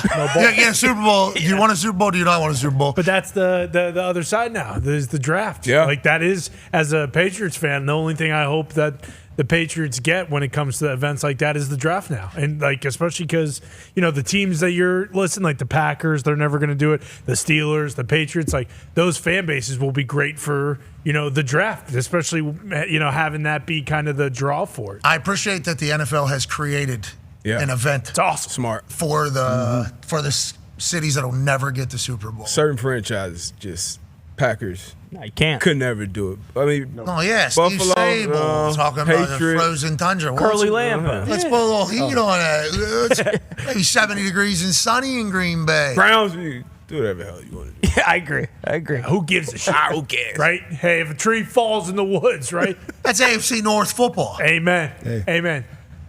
On the lake in Cleveland is a bitch.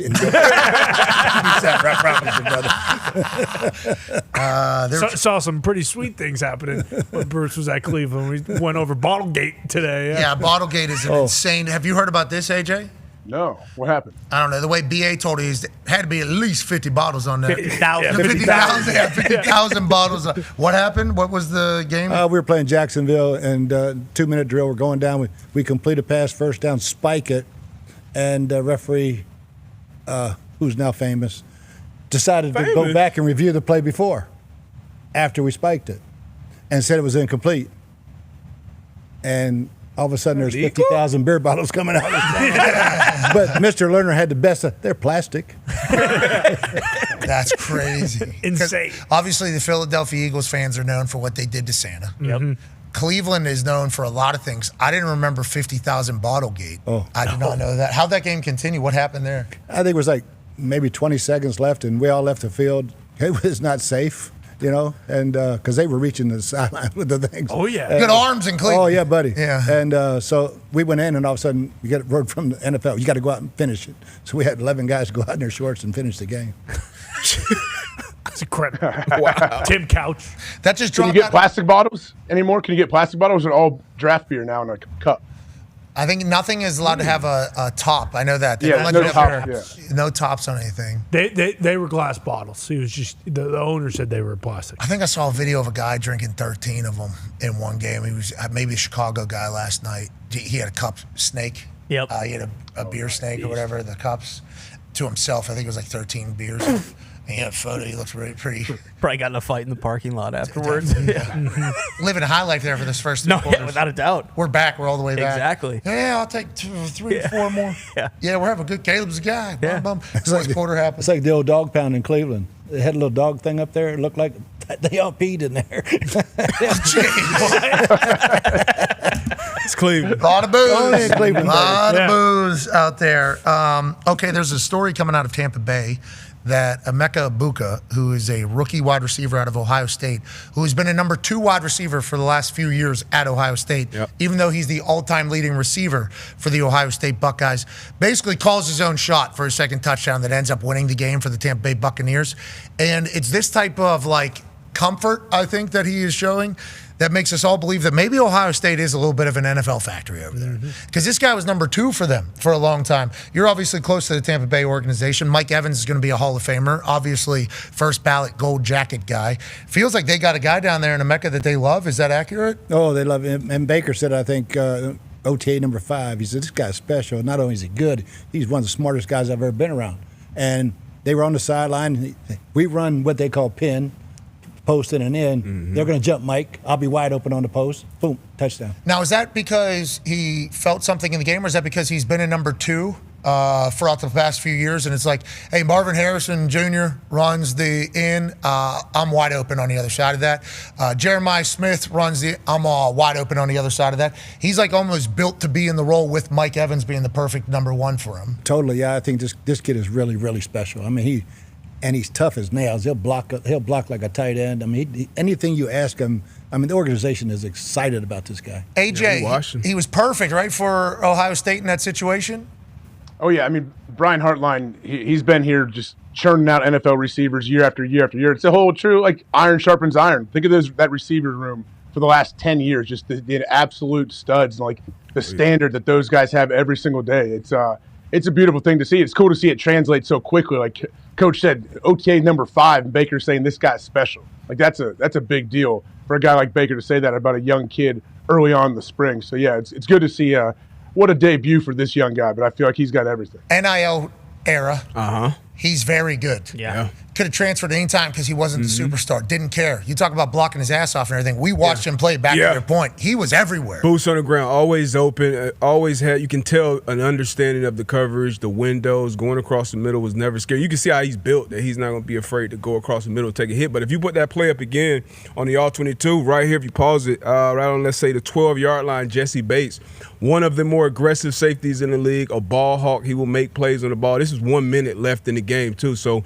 if you run it here, Mike Evans, when he runs that pin route, there's actually coverage. It's a linebacker underneath in a pretty good position. So if you're that safety, you just kind of do your job and play this top down, but you let it run. He jumps down on Mike Evans, and now that cornerback, Mike Hughes, I believe, is in a bad situation, outside leverage, and just an unbelievable ball. This is why Baker was drafted number 1. What's he saying pre-snap? Pre-snap? Sorry to cut you off. You see that? Watch him pre-snap the corner. What do you think he said? Hey, man, you get me high. Like I'm going to be outside. I need you here. Yeah, you got, because this is high red, high red, or kind of fringe. So right before you get in that red area, and pin routes are big here. Scissor routes, double post. Hughes has been in the league long enough to know Ibuka kind of has that tight split on the top of the numbers, and he just stems them. He's patient with his route, right until it clears, and then you got to throw that ball high into the back of the end zone where only your guy can get it. Just a great ball from Baker, great understanding of the coverages from Baker and Ibuka here, but this is a big-time play and a big-time moment for a rookie wide receiver. Hey, Tampa's a real deal, huh? I think we got a great shot, especially when we get Tristan back, Chris back, Jalen McMillan back, and both corners back. Yeah. We had 5 starters out in the game. When's that? When are they back? 3 weeks, maybe. Such a long season. You forget about that. Yeah. How come the Bucs are able to use Ibuka the way they are, even though he's a rookie?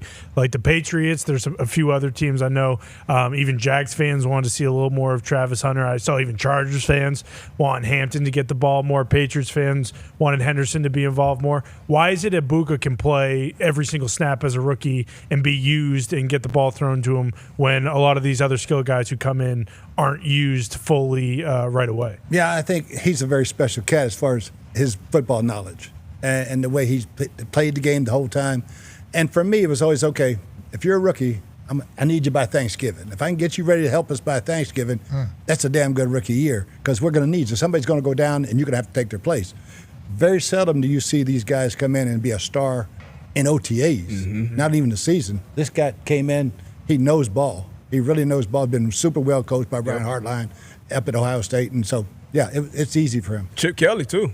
Yeah. He playing for a guy who's been in the pros, who hasn't, and they ran. We watched it, a pretty pro-style offense. Will Howard obviously had a great run there in the playoffs. So coming in and being prepared, because the biggest thing for making that transition, I don't care where you play college ball, how fast shit moves, and then for these wide receivers, your concept changes a lot, BA, if it's middle close and middle and split open. So defensive coordinators do a good job of changing that picture. We saw it with Matty P, first game against Arch. Like, that's something that not only the quarterbacks got to deal with, but the wide receivers do too. So if they got it between the ears when that opportunity comes, which it is there with Chris Godwin being down, you got to take advantage and not look back. Arch, not in pain. Go ahead. I'm sorry. I'm going to throw some love out to Jason Light because he took a lot of shit for taking Ibuka in the first round because he had just paid Chris, just paid Mike, and both those guys have missed a lot of time the last couple of years, and we lost. So we got another big stud receiver now while Chris is down. When we get all four of them back, watch out. Yeah, and Baker's dealing. Yeah, and tight end's great. Yep. Oh, yeah, very good. Been Bucky around. Irving's unreal. Yeah, they got a team down They there. do. They do. And that city is awesome. Yes, it is. Yeah, We'll see. Gets a little hot, but it is beautiful down there. Arch Manning not in pain. That was not because it looked bad. Yeah, he was wincing pretty good. What do you Sark mean? cleared that up for us. Somebody was about to act like you're going to ask. I'm Coach Sarkisian. You act like you're going to ask about Arch Manning. Well, we all saw your quarterback. Next question. That's not real. Thank you. Okay. Oh, so not in pain. That's how we know. Boom. I think he's just pissed because he threw a bad ball. He thinks there's disgust. I don't know. That looked like It looked like pain. It looked like there was something. He threw for 4. Looked like pain. But the pain might have been the bad ball. Could have been. That might be how much he loves throwing a good ball. You're right. He already knew. That he feels actual pain. He's got high expectations when he lets that ball go. I promise. His whole body feels pain. He gets a headache and everything. I mean, that wasn't just people are saying it was a shoulder and an elbow. He threw a bad ball. His left ankle hurt. Yeah, I mean, it was his whole body was in pain because it was a bad ball. It's just he's a Manning. That's in his blood. Yeah. That's it. Hey, you throw a bad ball, it all hurts, and he knows that he punishes himself for a bad ball. You know, and that's going to be low and away. It wasn't picked though, so everything's okay. That would hurt. So he said even like his left eardrum burst. Yep. Because of how bad the throw was. Exploded. I hope he's all right. Yeah, so you're talking whole body in pain when you throw a bad ball if you're a Manning. And that's just the way it is. Thank you, Sark. Appreciate Sark for clearing Well, he it up. didn't say that. He didn't. No. He just said, Shut up. Shut up. He's fine. Here it is. Arch Manning seemed to be having some throwing pains by the According to fourth who? quarter. Arch. Arch said that to you? No. Oh, according to who? It just looked like he was. He doesn't have any.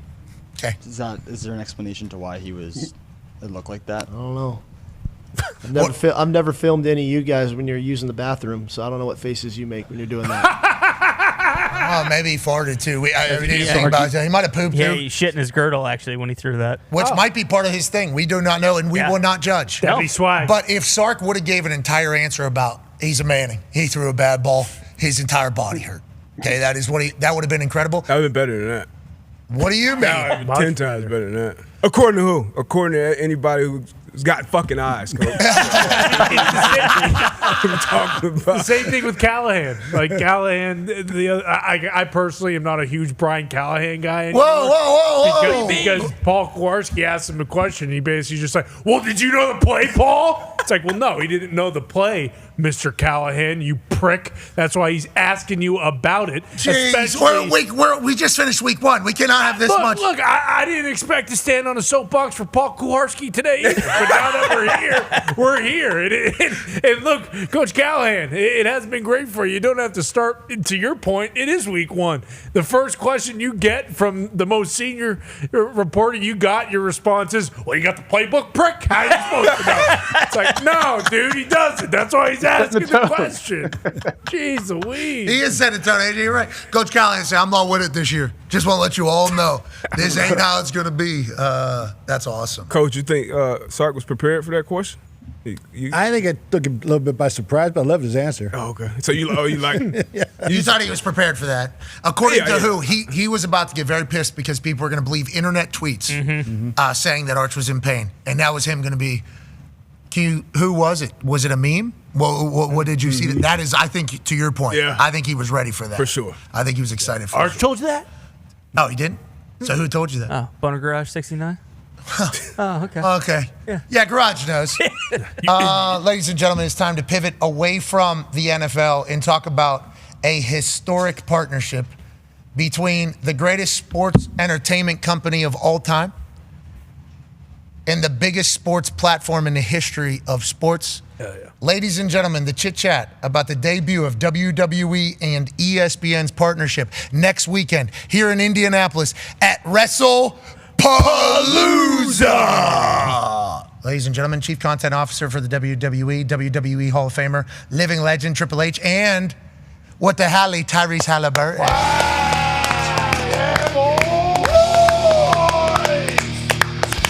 Time to play the game. We're playing the music. How do you hear it?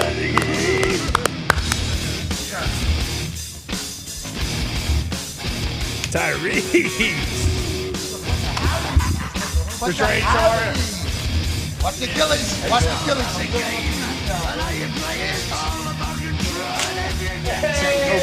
Good.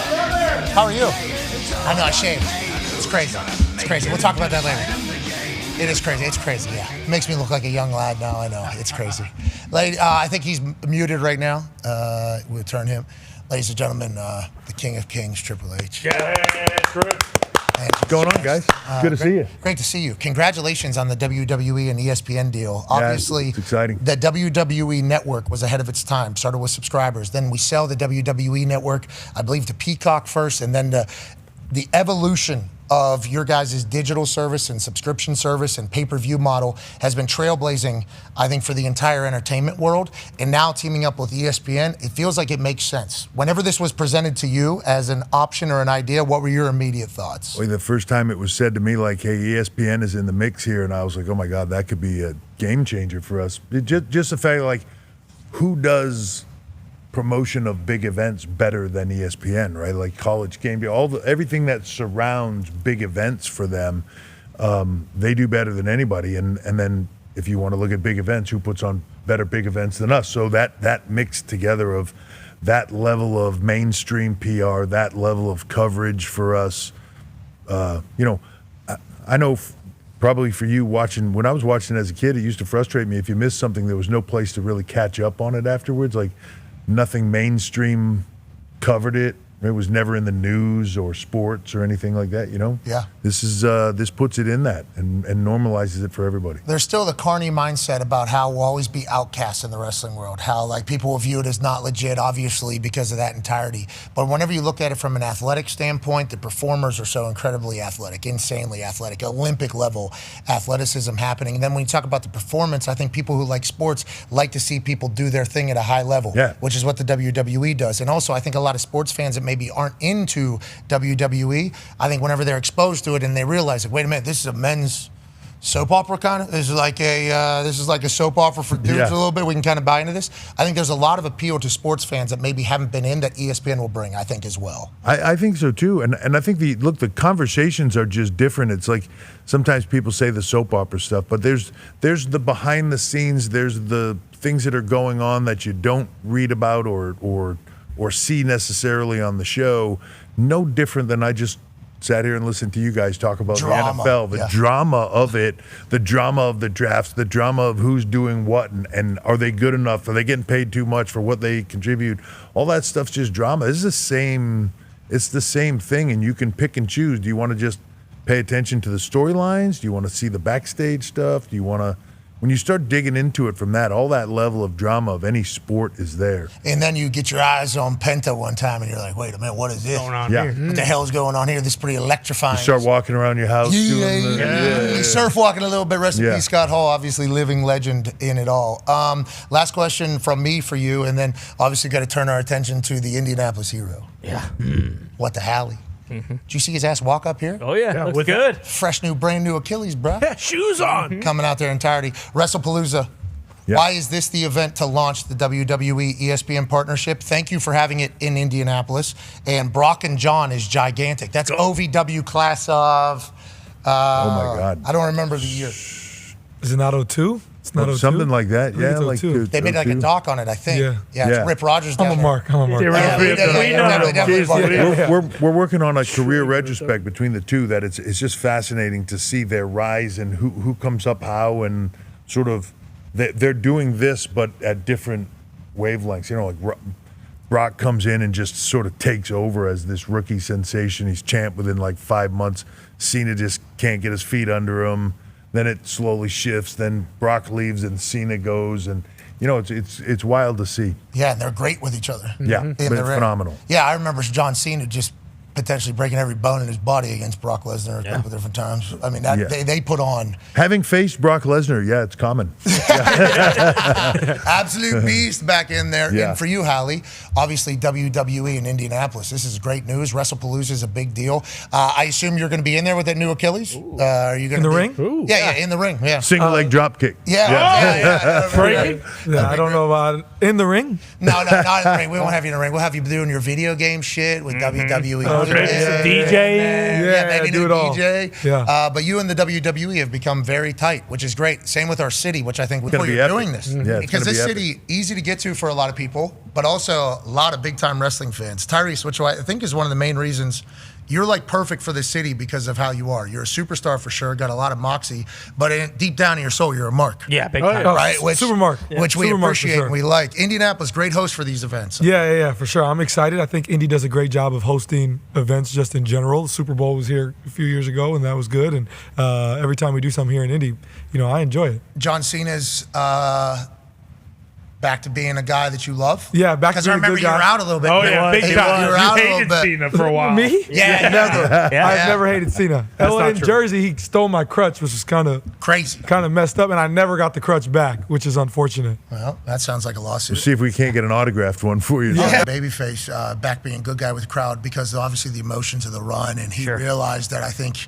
the WWE universe loved him so much. He felt that every single time. He also just felt guilty about stealing your crutch and he couldn't take it anymore. Yeah, he just had to go back. That's what I think. I think it was because of you. And then he said, I can't wait to have a mass event in Tyrese's building. What are you expecting from Wrestle Palooa next Saturday? And what are you excited about? I'm super excited. We got the Usos coming back together. I think that's very exciting. What was that all about last night? I think I saw Jay potentially doing a little... Sometimes if you want to be the tribal chief at some point, you got to do things like the tribal chief way, maybe. Oh, somebody texted me one time and said, every once in a while, the king has to roll a head down the hill to remind people that the king still can swing a sword or something like that. Somebody texted me that. Yeah.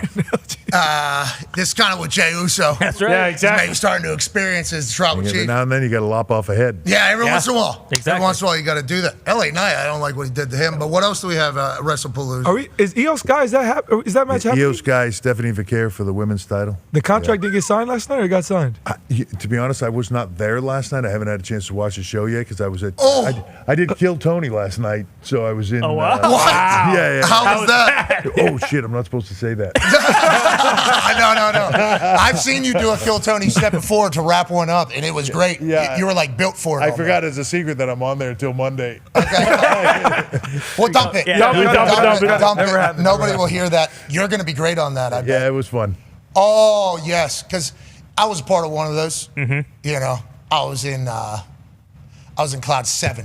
Yep. If you do recall. My wife looked at me. Pat was talking to us backstage. We had just got there, and you were talking to us, and you walked away, and she goes, "He's not in this show like that, is he?" And I was like, "No, I don't think he is. I think he's just here having a good time." And like your music started playing, you walked out. She was like, "Oh no." Yeah. I said, "He'll be fine when he gets out there, I think." Yeah, and you were great. Thank you. I appreciate that. Yeah, I forgot that was happening. That was right after night 2 at WrestleMania. We had a long, great weekend. Might have overbooked you. Yeah. Yeah, might have had a long, great weekend. And I'm in my bus. I think I was in my bus with everybody. And Kittle was in there. And all of a sudden I get a text from Tony. He was like, "Hey, can't wait for tonight, buddy." And I go, "Oh, no. I completely forgot about that." I was in a different part of town, too. I was one of the last people to arrive. You showed up right after me. And I didn't really know what was going on. I'm like, "Are we doing a Kill Tony up there?" Like, "No, it's going to be a celebration of WrestleMania." Then I get there, and everybody had their jokes written out, like, beforehand. I go up to, like, Nia Jax. I'm like, what are you saying? And she starts saying what she's saying. I'm like, oh. Yeah, people put effort into it, right? Yeah, real rude. Like, they were saying some very rude. And some mean stuff. Then I go to the next person. I'm like, "Oh, what are you saying?" And they start saying, I'm like, "Oh, my God. I am not prepared for this. I don't think I'm supposed to be doing this." So I go over to Tony. I'm like, "I don't think I'm as ready as everybody else." He goes, "It'll be fine. Just be silly, it'll be no problem." So I go up there, and I immediately realize this is not going to be fine. And then I sit down. Thank God there were some other targets. But boy, what a wild night. You came out at the end, though, and immediately as you started talking, I'm like, "Oh, Triple H is perfect for this. This is literally like something you're perfect for." So I wasn't even planning to go out there. Like I had nothing. I wasn't planning to go out there. It just got to the end, and Nick looked at me and he said, "You think he's trying to wrap this up? He just doesn't know how to get out?" Because now he started to go into hey, here are the jokes that didn't make it to the cut list. And I'm like, That's not like if you're doing the jokes that are bad now, like feels like we've passed the point. Show's over. Go home. Yeah. Right. And so Nick looked at me and I was like, I'm not going out there. And then another minute or two that started to get uncomfortable went by. I was like, yeah, all right, hit my music. Let me just go see if I can get us out of this thing. But it was fun, man. And, Fun. You know, those I love those shows. It's entertaining and just being off the cuff like that, which you're great at too. It's I know you didn't have anything written, but you were awesome. Yeah, we did okay. Yeah, we had you a were good great. time. Yeah. You Ron- don't remember it, but you were great. No, I remember. Yeah, I remember it all. And also, I saw a couple clips of it hit the internet afterwards. I was like, "Ooh!" Everybody was told that this was not going to happen. Yeah. that was like a number one thing that everybody. I didn't remember much from the pre-show stuff. I remember reading a couple people's jokes and then going, "Oh no, that's really mean." I didn't know we're doing that. And then I remember everybody understanding, like, nobody's gonna, this is just who cares? Just go out and nobody's going to see this. That was everybody's mindset going out there. So then I'm in my mind. No matter how high I potentially was at the time, which was very high. Vegas has great weed. Shout out to DJ Bonix. Jardine. And Wiz. Yeah, and Wiz is a guy. It was an incredible time. We were celebrating it all. And then I remember thinking, how are they going to be able to do that? Had the whole thing, had the whole system. Then whenever I see it on the internet, I'm like, oh, shit. I know everybody in there, no matter how they agreed, thought that wasn't going to happen. That ends up disappearing. I'm happy that thing still exists. And I'm very happy that you get a chance to go do it because I think your brain is good at that shit. And I'm pumped to see that. That's on Monday? Yeah. Okay, breaking. Yeah, there you go. Sorry, Tony. We don't mean to do that. How are you doing in your Achilles rehab? No, I'm good. I'm on 2 chews now, so we're out of the boot, which is nice. I feel like I do 1 million calf raises a day, but we're getting there, bro. We were worried about your legs, right? Weren't we? Yeah, very. Big time. You've Big always time. had those baby little calves and those little quads. Baby? Nice. Coming back with cows. Yeah. Jacked up. A couple little cows up there. Well, you keep saying new Achilles. It's the same Achilles. It's just new. Glued it together. Yeah, but they put Kevlar in there, shit, dude. You ain't tearing that. Yeah. Okay. It's a stronger, better Achilles. I saw you walk up these steps. You look better than the last time you came up these steps. Yeah, And for those calves. Aren't we seeing those calves? Yeah. More definition. Popping. I think everybody at Iowa State's probably doing a lot more calves. That's why they just stomp Iowa. You think that's what's happening, Tyree? I don't know. It's something, though. Well, listen, I didn't want to have to do this. What are you going to say now? Well, I'm going to say what I said yesterday, and this rings true, and it doesn't really apply to you because you're an NBA superstar, okay? You went to an NBA Finals. Before the injury, you were going to score 40, probably win Finals MVP and win a title. Iowa State beats Iowa, and it's the best day of your life. It's all people that will go to Iowa State are going to talk about for the next year. Had Iowa win that game, guess what? You flush that fucker. We don't care. And we're not talking about it until we play you guys again next year. But Iowa State people, hey, it's the Super Bowl every day. Do you actually believe that? You believe it's our Super Bowl? You actually believe that? Yeah, and you believe that too, and you know that too. No, not a chance. We're going to win the Big 12 this year. Maybe this What year. are you guys going to do? What sport? Football. Okay. West Virginia's in the Big 12. Is Ohio? Because they're probably. Ohio University's really good out of it. Ohio's not in the Big 12, and West Virginia's a good ball club. Don't even know if you're on our schedule this year. You guys, how many yards have y'all thrown for this year? Well, see, here's the thing, though, Tyrese, is I was going to have a terrible year, and they're going to go 9-3. When you guys have a terrible year, you go 1-8, and you fire coaches. And See, Ty says he doesn't care, but it's been a while since we've had a terrible year with Coach Campbell at the helm. But yeah, I hear what he's you're saying. pretty good. I mean, and I don't want to be that guy, but you know what the all-time record in the series is. Okay, so you guys win a couple, you feel great about yourselves. That's awesome. Hey, listen. The sun shines on the dog's ass every once in a while, which is something I've come to realize. It's okay. It's okay. Tyrese. Iowa State is the school of Iowa, is what I'm hearing. It's not. Tyrese knows it's not. Why not? In football, basketball, what other sports? Volleyball, too. Volleyball would be. It's we did not. beat you guys in volleyball, in too. Football, it's not. Well, relax a second. Currently it is. Currently, the trophy resides in Ames, so that would mean last right 2 now. years actually. Yeah. Triple H, do you know what this is about here? I just know there's a lot of bitterness on this side of the Yeah. Seems very bitter over here. Not so bitter over Pretty here. comfortable. Pretty comfortable. Very comfortable. Bitter. Yeah. Well, that's Iowa State played this past weekend in the Cy-Hawk Bowl. Yeah. Iowa State has a guy who's a 45-year-old senior, Rocco Beck, quarterback, very good. Mm-hmm. Iowa paid a good amount of money for the FCS Heisman, which is the D1AA. Granowski, a quarterback. Both had high hopes. Iowa State knocks off Iowa yet again. Ty understands that this is probably not the year that Iowa maybe goes and wins the national championship because they can't even beat lowly Iowa State is how they view it. That is how they kind of view the entirety. Is that right, Ty? Is that a good descriptor? Yeah, this year I wouldn't say lowly, though. I mean, Iowa State was ranked 16th. Yeah, that's a good ball team. But, I mean, Iowa played, one of their worst games in the last 5 years, and Iowa State had to scrap and claw to beat them by a field goal. So, I mean, it's one of those things where it's okay. You know what? I saw, though, post-game Sunday, Tyrese said, hey, you know what? Packers are one of my teams for this year. So I said, you know what? There we go. Wow. Yeah, there we go. Yeah, there we go. I mean, I'm from Wisconsin, so it's kind of like. They love you there too, right? I'm not really welcome, so I probably won't be showing up at Lambeau, but go Pack. That's because the Milwaukee rivalry, obviously, with the Pacers. Yep. Let's talk about the Pacers next year. Have you been paying attention? You're in the building, right? A lot. Paying attention? Yeah, I'm there every day. Yeah, it does feel like you're in there all the time. Yeah. How do we feel? How are vibes going into next Yeah, season? we're excited. We just had position workouts, so guys were in Charleston and on the beach and stuff and working out together, going to Orlando for team workouts next week, so we're excited. We're a couple weeks out from season starting. Are they riding the Avatar ride? The Avatar ride's cool. they should. They should go ride that. I went to Disney last year one time, got on the Guardians of the Galaxy ride. Pretty sick. Great ride. Awesome ride. Really? Great ride. That's that one that I cut. Oh, yeah. Hey, see, you got. Oh, yeah. Yeah, it looked like a massive asshole, but what a ride. Yeah. It was What an unbelievable ride. Did you guys think about Wrestle Fest? How did we land on that name? There was a lot of thought, but it was in a brief period of time. So we sort of were under the gun of, you mentioned we come here, coming here for Indy. As soon as we heard that Indy was on the table, like they got the date open, we were in. This place is phenomenal, so that was a no-brainer for us. But we moved quick on this whole thing. The whole thing came together very, very quickly. ESPN asked for the date. They wanted a mega event. We said yes. We just had to pick a name and go. So, Wrestle Palooa, shout out to ECW, I believe, had. Yeah. Shout out to ECW. Lollapalooza was a big thing, but now we're gonna take that title. Oh, Wrestle Palooza is about to be a thing? I think it will be, probably, depending on how this one goes. We'll see. Oh, I like a Wrestle Palooza shirt. I like the name, and I like saying it. But Wrestle Fest also sounds pretty awesome. Sweet. Pretty sweet. Wrestle Palooza, though, if it becomes a thing, is an awesome brand as a whole. How difficult was that whole situation, though? Because obviously in the business, you guys do the long-form storytelling. Like, you have stuff planned out, and you have a new partner like this. You obviously want, we remember the Netflix premiere. It was like a WrestleMania-esque card. How difficult is it to put something together that quickly when like, hey, we might have storylines in place, but we kind of need to shift things to make sure that this goes off as well as possible? It takes some work, right? You have the way the schedule is laid out, you have all your long-term stuff laid out in a certain manner, and then all of a sudden you've got something in the middle there. Instead of 6 weeks to the next thing, it's 3 weeks.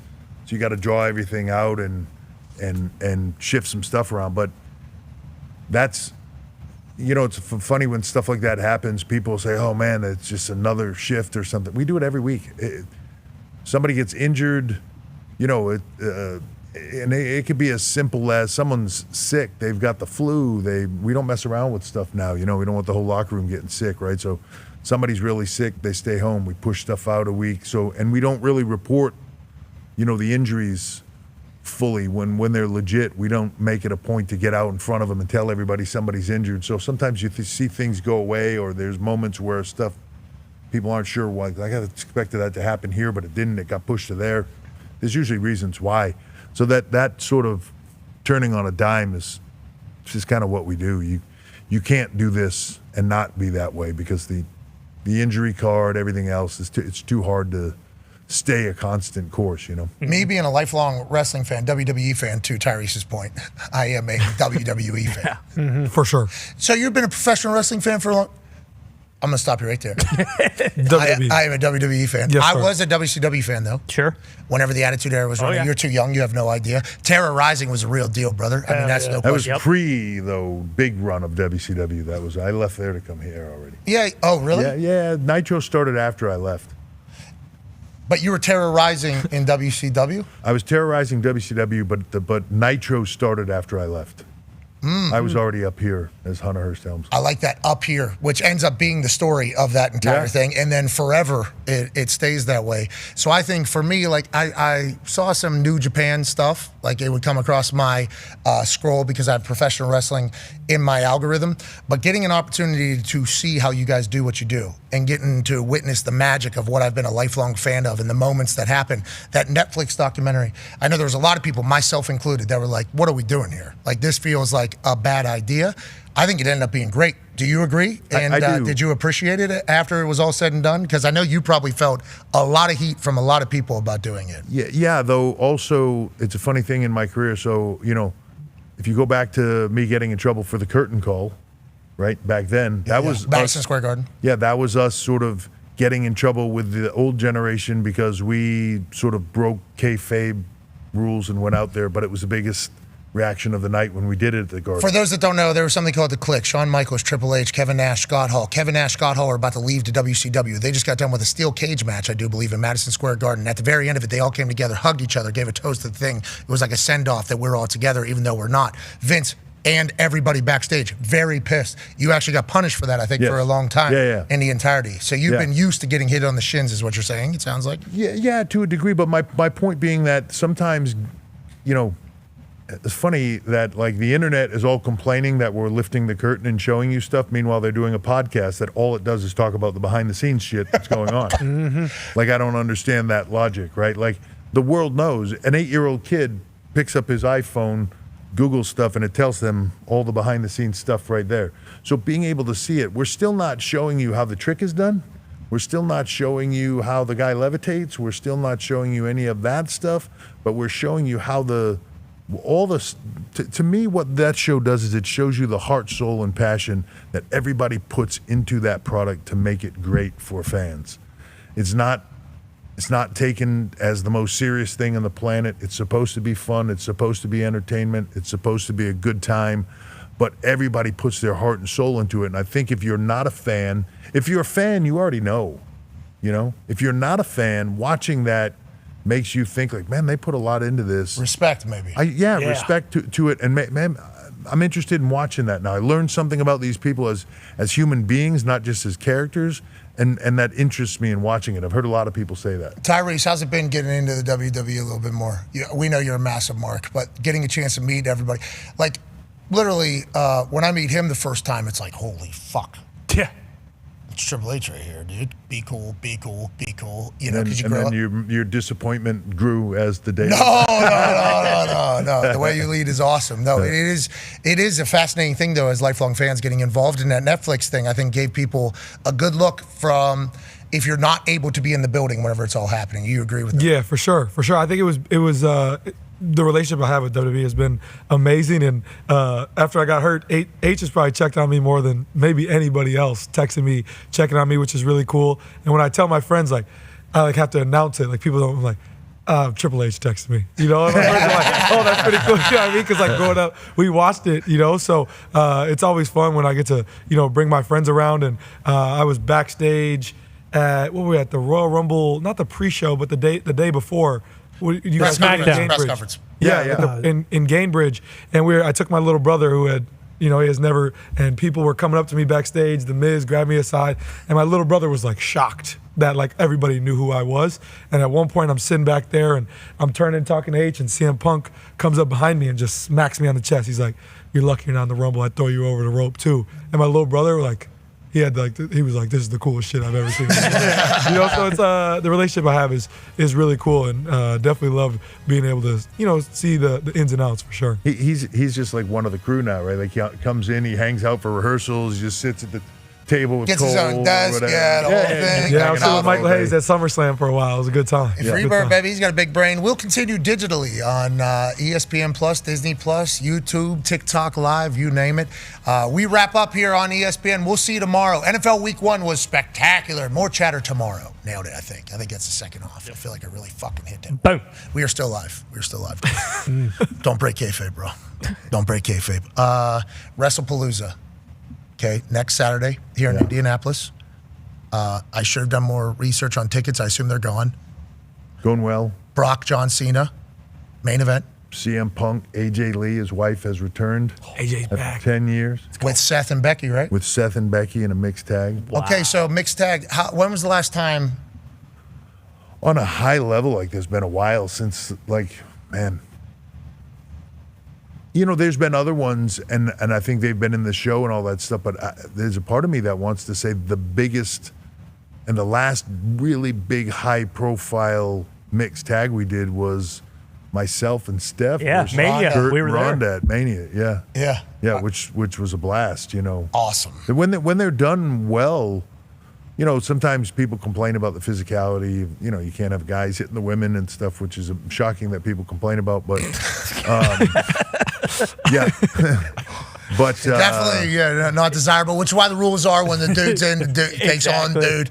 Yeah. When the woman is in, takes on the woman in the entire thing. But every once in a while, somebody will go barking up a Ronda Rousey tree. Yeah. Pop, pop, pop, pop, pop, pop, and pop, just pop. get battered. Yeah, absolutely. Yeah. Get battered.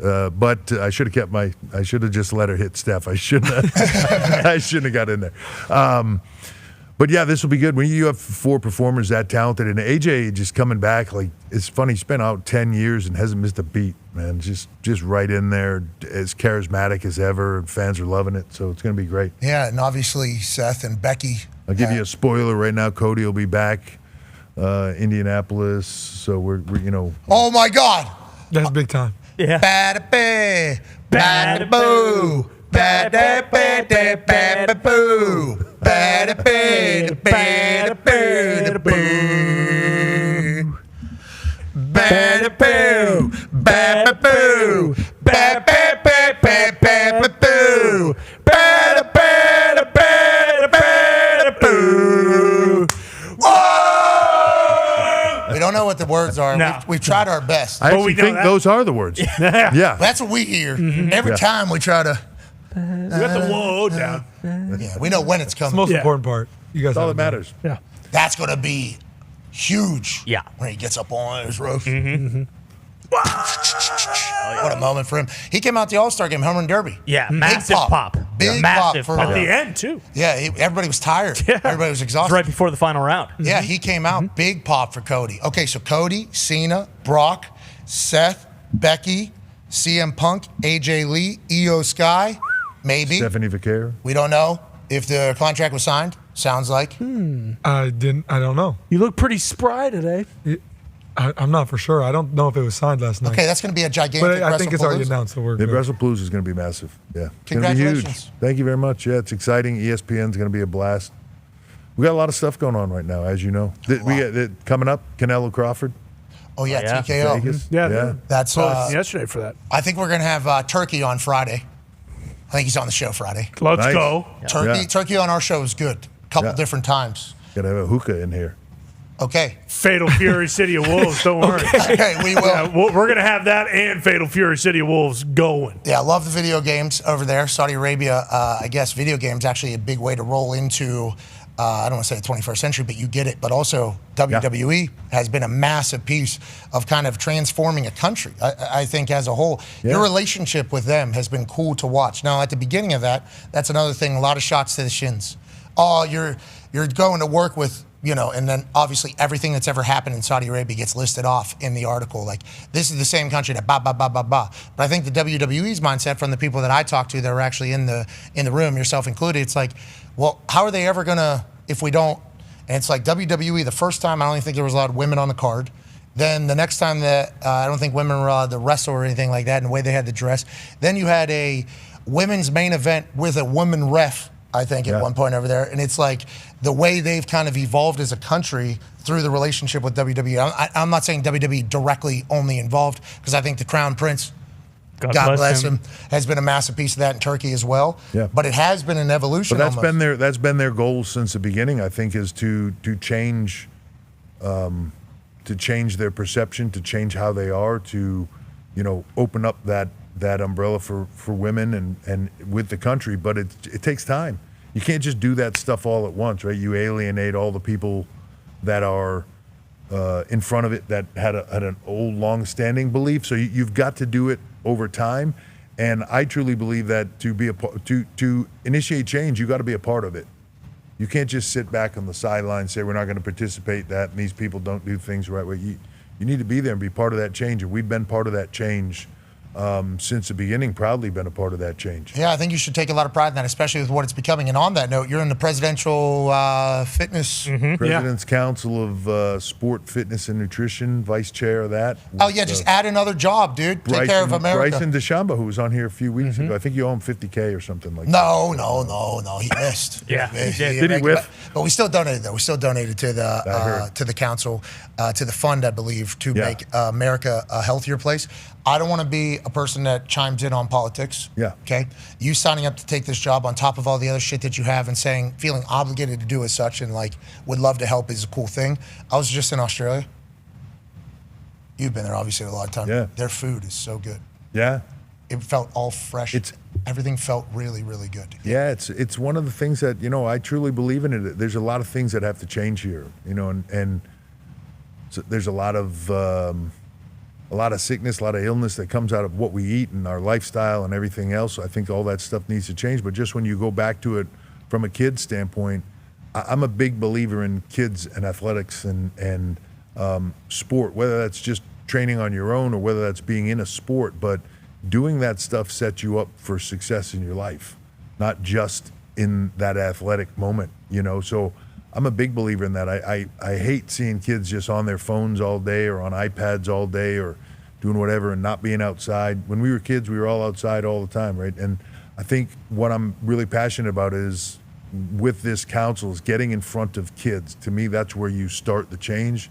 Getting in front of them and showing them, look, you might not be able to do one push-up right now, but we're going to show you how you can get to where you can do one and then get you where you can do 10 and then get you where you're, on your way. And that builds pride. It instills work ethic in kids, and what they put into it is what they get out of it. And I'm excited to see that grow and very serious. And I think it's very, very needed in this country. I think so too. I only saw 5 to 6 overweight people. I was in Australia for 10 days. Yeah. It's like everybody was seemingly in shape. Everybody was the food was unbelievable. Everybody kind of jacked. Now, I think they are all taller and more jacked humans as a whole. I'm not 100% sure. It just seemed like that was the case. But the habits form whenever kids. Yeah. I think that is, if you get them, in the presidential fitness test used to be a big deal. Big deal. It's going to be again. Let's get rid of that fucking blue box. You know what I'm talking about? Yeah. The toe touch thing? Yeah. That was irrelevant. A little prejudice, I think. Yeah. I think that was a little prejudice because I have tight hamstrings. Yeah. So now. You and me both. I can't barely touch my knees. So, me neither. Yeah. And that thing used to bully me in front of my classmates. Yeah. I'm climbing up the rope. I'm doing all the bullshit. Yeah. I'm about to win the presidential fitness test. All right, let's do something that isn't athletic at all. Sit down. Touch your toes. It's like, I can't do that. Yeah. So I would always win. What was the next one down? Let's go to hammer. Dahn.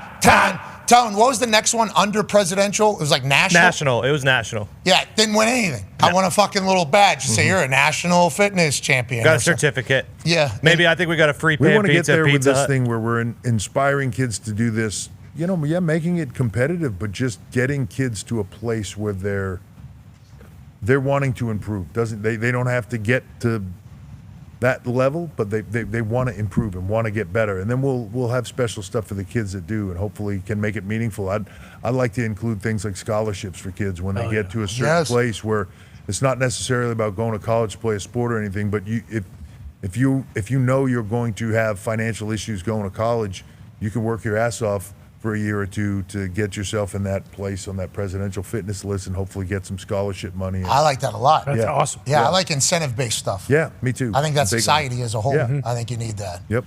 Tone has a question for you. Go ahead, Tone. Yeah, I do, Mr. H, and I apologize if this is not on topic. He doesn't have ears. Oh yeah, you're gonna have to translate. Tony, I actually was going to ask this question.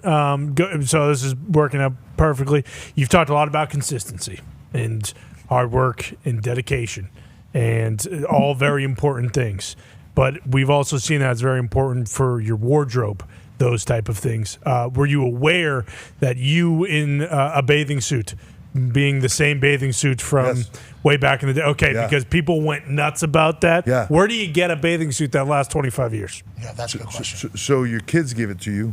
Okay. And it is an important thing for them. So I only wear it on special occasions for them, right? Like it's a bathing suit that they gave me when they were very little. I don't even think they probably remember giving it to me. right? But it is something that they talk about on a regular basis. So I have it. So I brought it on vacation with us. You don't. We were like a mile out in the ocean. That guy shooting that picture had a cannon, dude. Right? It's also inspired me and the President's Council of Physical Fitness to get my ass in the gym. No. You look jacked. I look like an olive with 4 toothpicks sticking out. No. How old are you? 56. 56. And how many heart surgeries have you had? Yeah. No, I've got some excuses to make it there, but like I'm not gonna. And it's a funny thing that people like focused on the bathing suit things. Like I read all these things like, he's got socks with holes in them. He just won't throw it away and shit, right? Lucky underwear, yeah. Yeah, but also when you're busy, I don't know, like it's not something that goes through my mind. I'm not running around in bathing suits that often, so I just like go and whatever's in the drawer, I'll grab. Now, I saw that one and I was like, the kids will like it if I wear this. Yeah, and by the way, great dad. Always happened, which is an incredible thing. Looked like a sick vacation, though. That boat looked...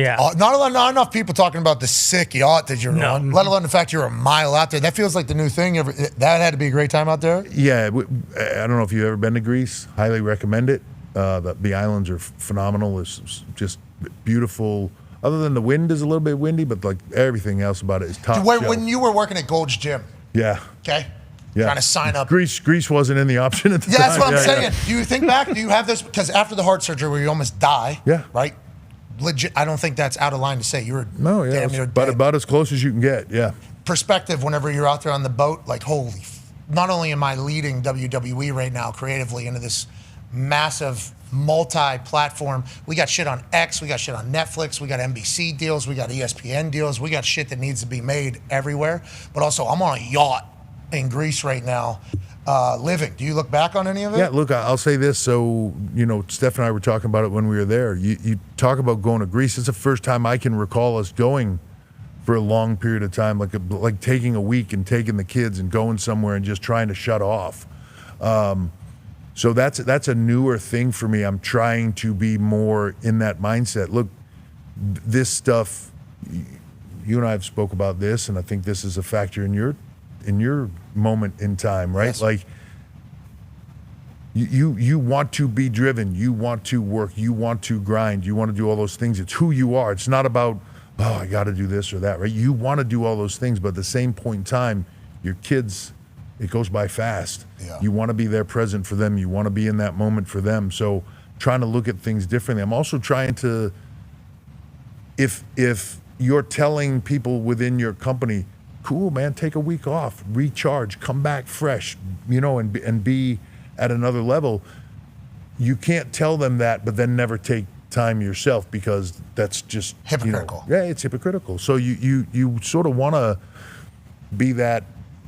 If my kids have things now, I'm not afraid to miss a show here or there because my daughter's got a football game or they've got something going on that It's important, and it's important for me to be there. So I'm trying to prioritize things in my life, more important. Nobody's going to realize, or no one's going to say 2 years from now, remember that time you missed Monday Night Raw? You know what I mean? But they are going to say, remember that time we had an opportunity to go on vacation, we didn't go, or, those moments, my kids will remember that vacation forever. Highly recommend if you get a chance to go to Greece. Anywhere with your kids, you should do it.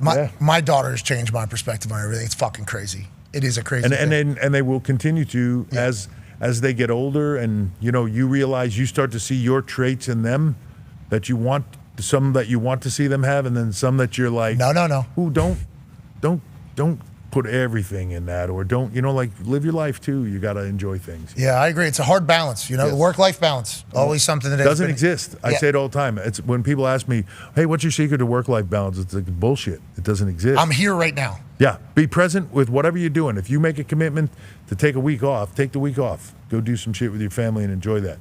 If you make the commitment to be work, when you're at work, work. When you're at home, be home. That be home thing. It's tough. I'm gonna try to master it. Shout out to my wife kicking a lot of ass, and my daughter. I couldn't even imagine for you right now with rehab. That is just, you're doing gym, recovery. Can I get out of this house so I'm not just bored? And then you feel a little isolated too, I assume, right? Yeah, the whole process. Sure. The mental game. You're talking about the mental game right now. Dude, and it's tough when you're running, you're running full tilt, right? You were in the middle of the ultimate run of championship run. Like, it can't be any more intense, and then all of a sudden it shuts off. That's hard, man. That's hard to deal with. Yeah, you've handled it really well, I think, mentally. Yeah. Hell yeah. Yeah. I don't know if that's just who you are, I assume. It takes a village. Fam's been a big part of it, and friends and family checking in on me, and just. I was impressed, dude, when I first hit, the first couple of times I hit you on it, and maybe you were just being dismissive in a text, but you were very much like, yeah, this sucks, but hey, nothing I can do, so here we go. I'm gonna, I'm training my ass off. The return's gonna be epic. It's the only way you can look at it. You're allowed to be in your own head for like a day. Yeah. And then get out of it, and you have the surgery done. That's done. Now you're on the road to recovery, and now everything you do is about coming back, and you just got to change your mindset. We're on the road to Wrestle Palooza. Yeah, I'm fired up. That return YouTube video is going to be epic. Yeah, it is. Yes, it is. I agree. All right, I appreciate you boys stopping by. Tyrese, you're the man. Good to see you. Well, we started mentioning it, but who, Canelo or Crawford? I'll take Who do you have? Canelo. Come on, Crawford's American. Crawford. Yeah, I like Crawford too. There was just an interview, sit down, and Crawford said he had 7 kids, and Canelo said, "You have 7 kids." I think that's a little different motivation, Canelo's a dog, obviously, an absolute beast. I appreciate and respect everything he's been about. He signed a $500 million deal, I think, with DAZN. Who knows what this deal is worth? He is certainly must watch and everything in boxing. I appreciate that. But I like Crawford. I think he, American as well. Let's go ahead and do that in Las Vegas. That's big. Are you going to be out there for that? Yeah. I heard everybody's going to be out there for that. That's Saturday, I know some people. I heard everybody's going out there. I got game day in Tennessee. It was supposed to be in West Virginia. West Virginia loses to Ohio. Great football team. Good football Navarro's team. Parker first Navarro. rounder. Ohio University, the Bobcats, you haven't heard of them? Great football team. Maction. They might be in a college football playoff. They lose to Rutgers week 1, which is quite a bummer. But that might be the only blemish on their schedule. Rutgers will be there too. Yeah, there's a chance. There's a chance Shiano's there. But instead, it's at Tennessee now. And, I guess we could see how long that flight is to get over there. I've heard it's going to be electrifying over there. It's going to be awesome. It's your first big one, right? Here now with this new boxing, but it's not necessarily the TKO it's boxing not, roster. Yeah, it's not necessarily us. We're promoting it, we're running it, but it's not necessarily our event, Turkeys, and but it's the start of the process. Yeah, so this isn't the roster of TKO boxers, but this is a TKO boxing event happening, if that makes sense. Yeah. Is that accurate? So it'll be epic, 60,000 plus at Allegiant Stadium. It's going to be on. Let's go. We're gonna have drones flying around that motherfucker. Yeah. You guys are gonna have all the shits. It's gonna be good. Yeah, I can imagine. So is Wrestle Palooza. Yeah. Everything you guys are doing is kicking ass. Congrats to you. Tyrese, we can't wait to see you get healthy. Watch your step on the way out of here. Yeah, careful. Okay, we're gonna take a break. We'll be back with more BA, Darius Butler, AJ Hawk. We'll wrap up all the storylines that we have not hit thus far. Like Glenn Powell's fake legs. Yeah, unbelievable. That looks good. Running, man. He's been running, man. Mm-hmm. Big quads. Yeah. He's got calves like Tyrese Halliburton. Mm-hmm. He's on the cover of GQ. Might look like a bodysuit. Have you seen this? I've not. Can we put it up? What do you think? There's some CGI, maybe. Whoa, no, that's his quads. That's his actual legs, Mr. H. Good look. If it is, good for him, man. That's some bodybuilder level, you know what I mean? Don't you think they should have blended in the shin? They should have tried, Yeah, why'd they make it so gimmick? Yeah, I don't know. They went too far. Exactly. They could have maybe sold this off as Glenn Powell, maybe the most jack legs guy of history. They could have. Yeah, that makes I get it now. When you said running back, and I didn't understand it before until right now. Now it makes sense. He's running. He's got strong legs because he's running for the movie Running Man. Exactly. But I don't think runners have that type of leg build. But if they're fast and running. Cyclists have that kind of. You ever see like a speed cyclist? Crazy. You do the Peloton at all? I have before, yeah.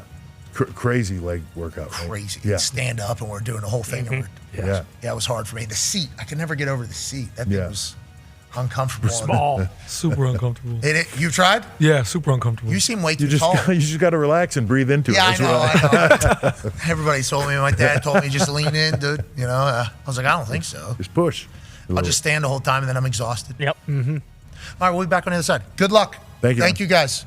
Wrestle Palooza next Saturday on ESPN's app. Right? Correct. Bang. Yes. Right? Yes. First one to launch this entire thing. I think they're doing it with the right company. We're excited about it. Tyrese, can't wait to see you get in that ring next Saturday and say, my Achilles is good. Maybe do the Kevin Nash. Oh, there it is. Seth Rollins just drop. I don't have crutches anymore, though, so I got to figure something out. We can get back on it. You got a week and a half. Yeah, maybe I should just get back on before the day. I can get a motorized wheelchair if you want. Yeah, we can roll that sucker out. Yahtzee. With chairs on the side of it. So we'll pull those out of that thing. Just use a cold side by side. Yeah, and then we got a kendo stick right over there. I think you have that on the other side of your thing. Maybe you roll out on a power cart that just is like Bad Bunny's grocery. You guys are like 2 years away from this place being like Sanford and Sons, like with just junk collection. Yeah, there is a lot of shit. We're trying. We do a trash run once every like 3 weeks. It used to be much worse. Yeah, but you got to throw stuff out. Well, so that's kind of part of the problem. So I don't do the trash stuff. I have everybody else do it. And that's so I don't feel bad. Because a lot of people send me a lot of things. Yeah. And if I see them and I read the letter, all of a sudden, we got to hang on to this because of what's his face. And then all of a sudden, we got shit everywhere. Yeah. So the boys are very kind. They open boxes, read through the letters, fuck this guy, throw it away. So what you got to do is, now all this stuff is like big deal stuff because it's been sent to you by meaningful people in a meaningful way. If you show it on your show, run an auction with it, let fans bid on it, and then you give it to charity. Now we're talking. Maybe we autograph it too. That's what I'm saying. Yeah, maybe we autograph Straight off the set of the Pat McAfee show, you guys autograph that stuff, you auction it off, you send that stuff to charity. Big brain. Boom. That's big brain. We're always working. That's right. We need to start thinking like that. Yeah. Any other ideas too? We got nothing but time. No here. doubt. You got any other Throw ideas? away the Still popcorn telling you bucket that and the NXT mascot. show in here with a ring in the centers. Easy. Kill it. Okay, let's do that. Big Tim, what up, dog? Suit, good to see you. Paisano, good to see you. A lot of WWE folks here. It's good to see everybody. I roll deep. Yeah, they're the best. Tyrese told me when I came in. Well, you Roll should. deep. WWE is an important place. You're an important person. Yeah. Squad, good to see you guys. Tim has the hat there. Big Bulldogs fan. We're going down to see Georgia Gotta versus wave, Tennessee you're on this camera. weekend. He's go dogs. He's go dogs. Go dogs. Very much go dogs. Love Stetson, that boy Stetson. Oh, God. Who couldn't? Raising hell. Loved him down in Athens. He's missing How's back. the team this year? Good. We beating Tennessee this weekend? You beating Tennessee this weekend? Never heard him say no, by the way. Yeah. Just what's that? That's just lunch. I like that. That's No dogs. That's a good one right there. I never heard that one before, but I like that. All right, we're back on the other side. Be a friend, tell a friend something nice about change their life. Take 5.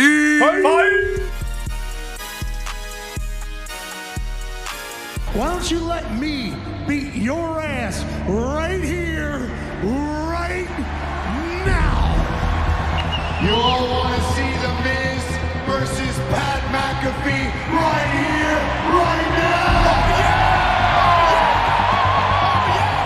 I'm the host of Wrestlemania, and I cannot make matches official. Miz, I do believe your tiny balls are showing. Tiny balls. Tiny balls.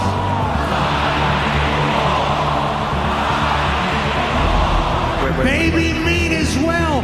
There's 80,497 people here. Somebody has to be able to make a match official somewhere.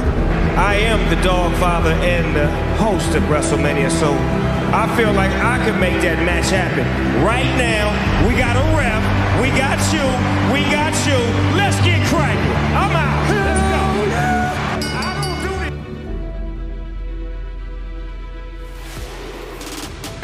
And McAfee go right after Miz with the right hand. Driving Miz back into the corner. Pat McAfee in action. This is a blatant sneak attack. He takes his duties as host of Wrestlemania. Oh yes, Mindbuster! This derelict shows up. And check out his tank top though. He's got sparkles on it. You're behind this, aren't you? But no, I had no idea. You said the same thing in the Rumble. I didn't know this guy was showing up. Oh, what a kick by McAfee! Miz. Hey, baby balls! Baby balls! Tiny meat! In a $7,000 tuxedo! Yeah, good. George Kittle of the San Francisco 49ers. I'm not sure how wise that was. McAfee's got the the official distracted in the ring. Kittle just took out Miz. Kittle telling McAfee to go on top. McAfee heading up to the top rope. And taking out the Miz. Now we're talking. Miz may never win another match. McAfee closing in on another WrestleMania victory.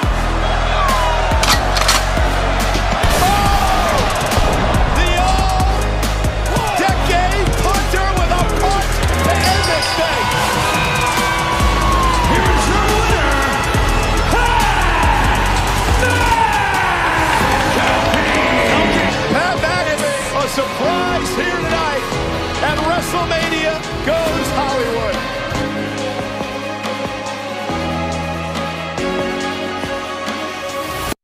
It is close to $1 million in prizes. Maybe we'll break that today. Over $1 million to charity for a total of over $2 million given away. I got a feeling you might have somebody with a leg pat trying to take some more of your money. Yeah, Reese, I appreciate you saying that it's my money. My wife, my daughter, and my mom are happy to hear that reiterated. I think it's very clear that no business would actually sign up to give away $250,000. Jack, what year are you here at Oklahoma? Freshman. You're a freshman, yes, okay. Okay. You're from Houston. What's your major here? Accounting. Okay, so it's going to be tough to count all the dollars if you make this kick. Have you ever kicked before? I did one time. It was kickoff in a JV game.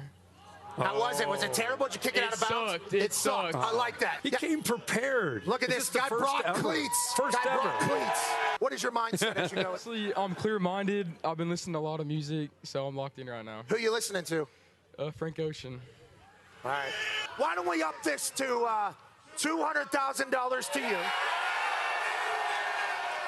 And we'll keep the $100,000 donation for the light beneath the well that obviously the Michigan player is doing to make the world better. Michigan, Oklahoma potentially coming together. You're a lefty here, okay? If Ernest Hausman can dig some wells, you can somehow pull a rabbit out of the hat and hit a 30-yard field goal, not only for your bank account, you accountant, but also for the world.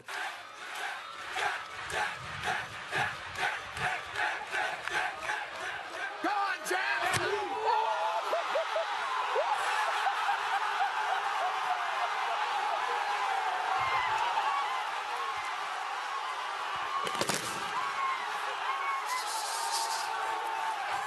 So much more. All right, let's go.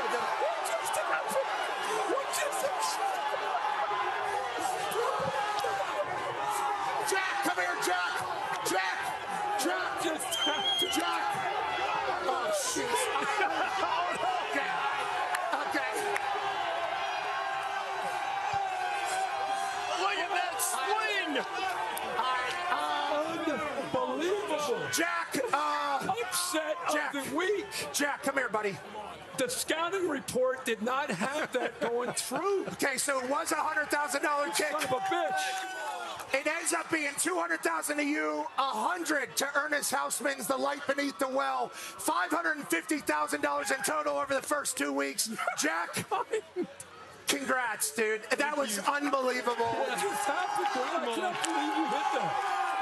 It was all worth it, bringing the cleats, doing the whole thing. Sir. How close did that come? 2 yards. 2 yards, you cleared it by. Congrats, Jack. Let me sign this check. What a magical morning here in North Mecca. Thank you, Ruby. All roads leading to Eugene, and I can't help but say, hey, hey, hey, hey, hey, hey, hey. You make me wanna jump, put my hands up and pick my heels up and all again now.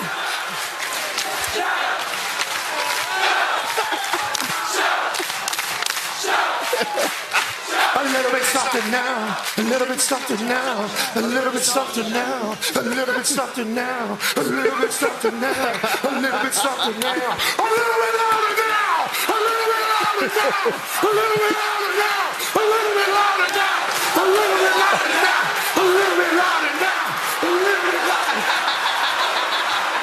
Yeah, it's awesome. It's a great day in Oregon.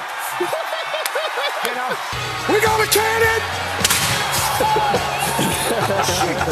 OH! We are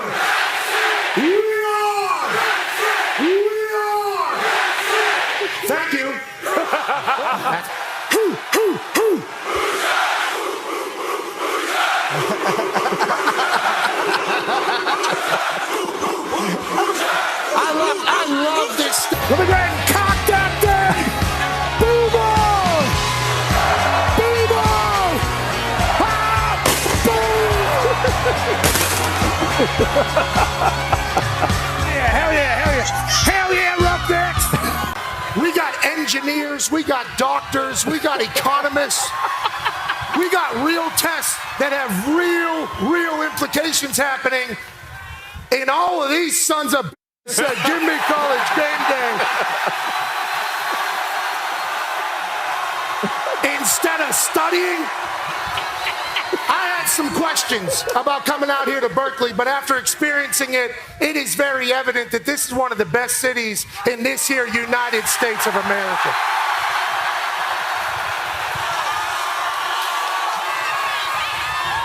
USA, USA, USA, USA.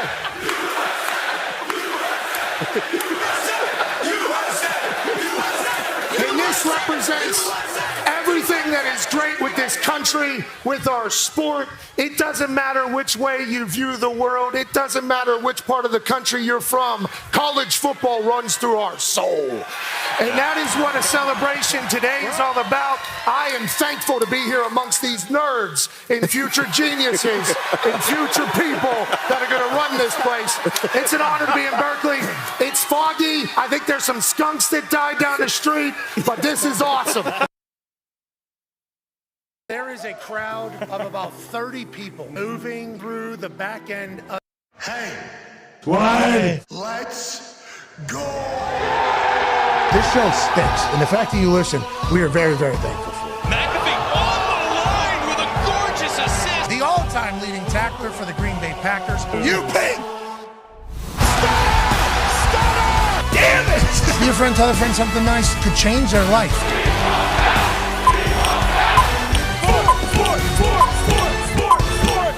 Hello, beautiful people, and welcome back to our humble abode, the Thunderdome, on this BA Day, September 9th, 2025. Hour 3 of the program begins now. Football!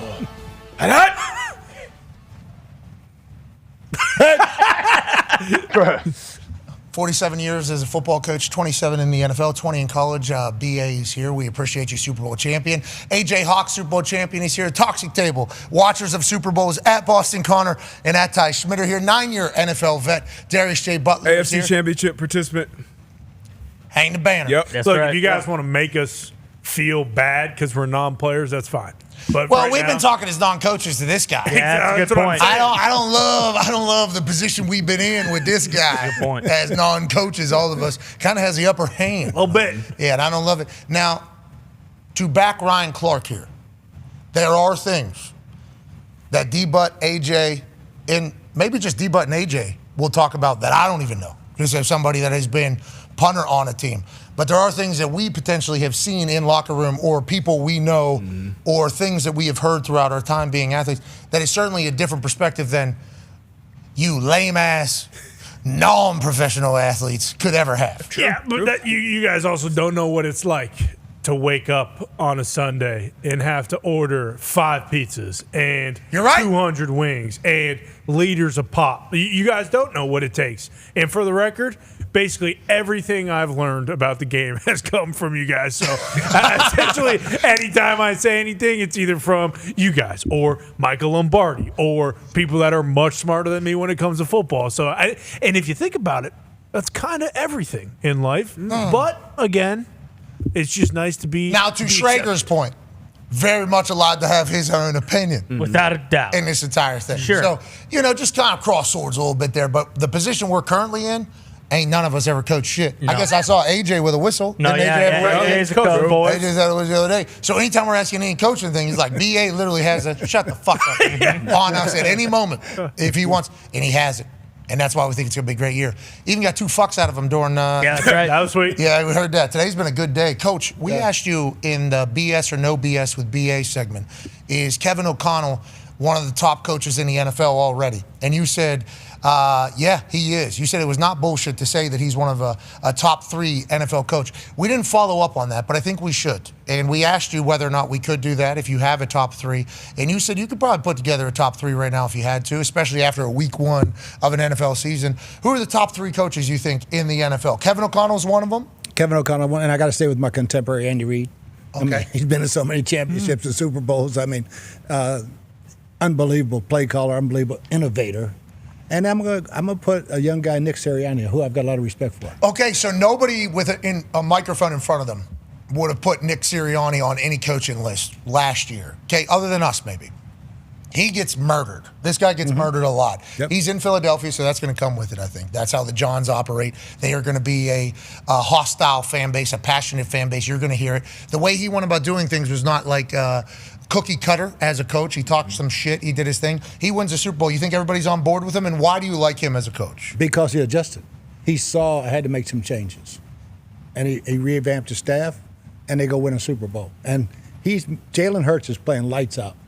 All right, he's got to be a big reason for it. Okay, so let's talk about Andy Reid. You said you're contemporary, obviously OG in football. He was with Philadelphia for a long time. Green Bay, then obviously Philadelphia for a long time. Now with the Kansas City Chiefs. What do you said? He's an innovator and everything. Also being able to change with the players that you're coaching, is that a massive piece of it all as well? It's huge. I mean, guys are so different than they were 15 years ago, even 5 years ago. Everybody learns so different, and Andy's on top of the game. You know, he's always been on top. All the crazy stuff they do, especially in the red zone with the shifts and the motions and the formations, and he's one of the best there is. Go ahead, AJ. Coach, when it comes to like offensive play calling, I've said on the show multiple times, I think the person who calls the plays for the offense has like the greatest impact as a coach on the game. Like when you're calling plays, like I don't know when's the first time you actually started calling plays for a team, and I guess how comfortable can you get over the years in doing that? Yeah, I was not a very good player in college, so we had JV teams back then. So I'm a scout teamer, and coach asked me, "Hey, can you call the plays for the JV team?" I said, "Hell yeah," because we're running the other team's offense that week anyway. Yeah, I love that. So I started doing it back then, and I always wanted to be a coach. Everybody I looked up to as a kid was named coach, and I thought they were rich. Man, I thought school teachers were rich, and I wanted to be a coach.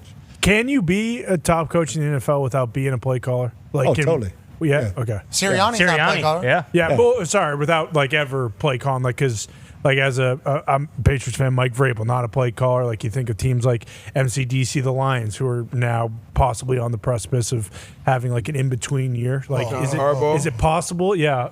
You know, John Harbaugh. Like what makes those guys top coaches though when they're not calling plays and like clearly affecting the game with dialing up a touchdown? When you came back with Byron Leftwich, what is the difference? What is the life as a head coach, CEO, as opposed to play caller involved? Right? Is what you're exactly. Trying? Yeah. I think your overall daily operation with the team is a little bit different than when you're just with the offense. You know, I go back to my days at Temple, and God bless Coach John Devlin. We were walking off the field one day. He said, "Hey, Coach, can we ever end practice with the defense winning?" Never thought about it. I'd be pissed. Oh, yeah, I guess. I was like, because I'm pissed if the offense is getting their ass kicked. We're staying out for another hour. Yeah. You know, and so I think it's to learn to delegate and trust your staff. Trust your staff. Give your guys, I learned that when Chuck got sick. There was no time to do anything but just, hey, you guys just do your job. I'll give a shitty speech on Saturday night and see if we go for it on Friday. Not shitty speeches ever. Yeah.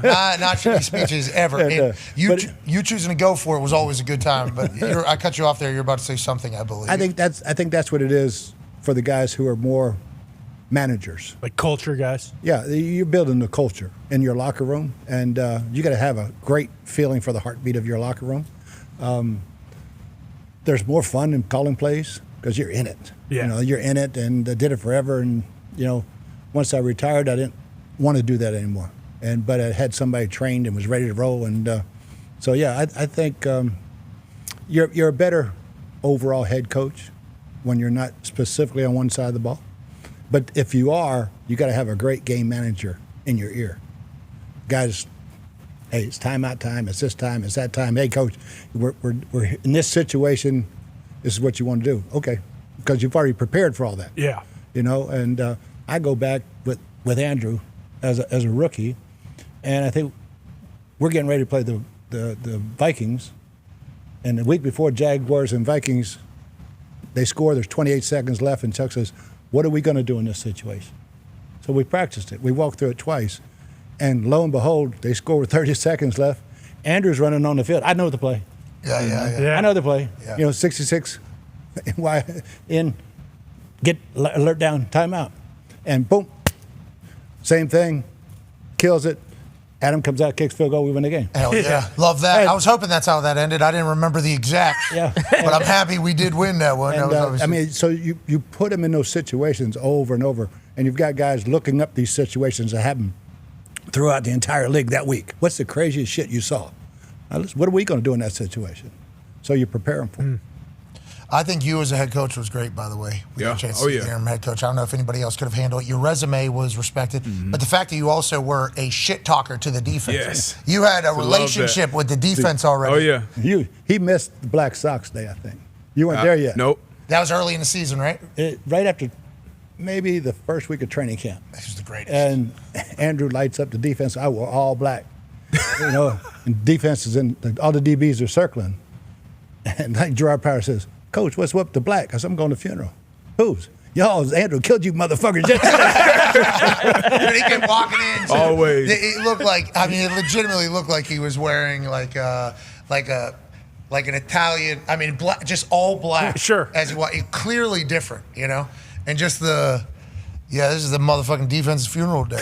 And I thought it was so funny. I'd never really seen an offensive coordinator actually, like you and AB, I think, and Swan Bethea had a good give and take. I think there was a lot of people, and I think the immediate respect came for you from not only the defense, but also the offense, and then your resume on top of that. I don't want to speak out of pocket for the entire defense. No, for sure. And because obviously Andrew wasn't a shit talker. Andrew, he'll throw a play or I'll make a play, and after, ones are off, we'll be off on the sideline. He'll be asking, "Hey, why did you jump that? How come you didn't react to Reggie the same way you reacted to T.Y.?" And we'll have that conversation. So Tom was different. Tom, you make a play on Tom will be talking shit. All right, come right back at you. So B.A. was kind of the shit talker, and that kind of elevates, the players, the coaches. Usually it's like DB coaches, wide receiver coaches, they always got some shit going on. D-line, O-line coaches, they kind of more so brother-in-law getting through practice. But when you have an OC and a play caller and then head coach barking at you, because it is true. If you have an offensive head coach, I played for mostly defensive head coach. BA was actually the only offensive head coach I played for.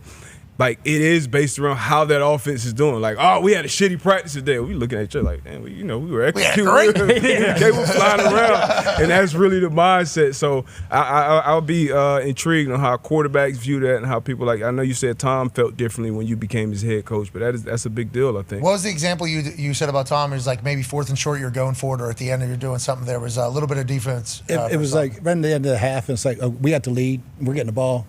Let's just run this out, right?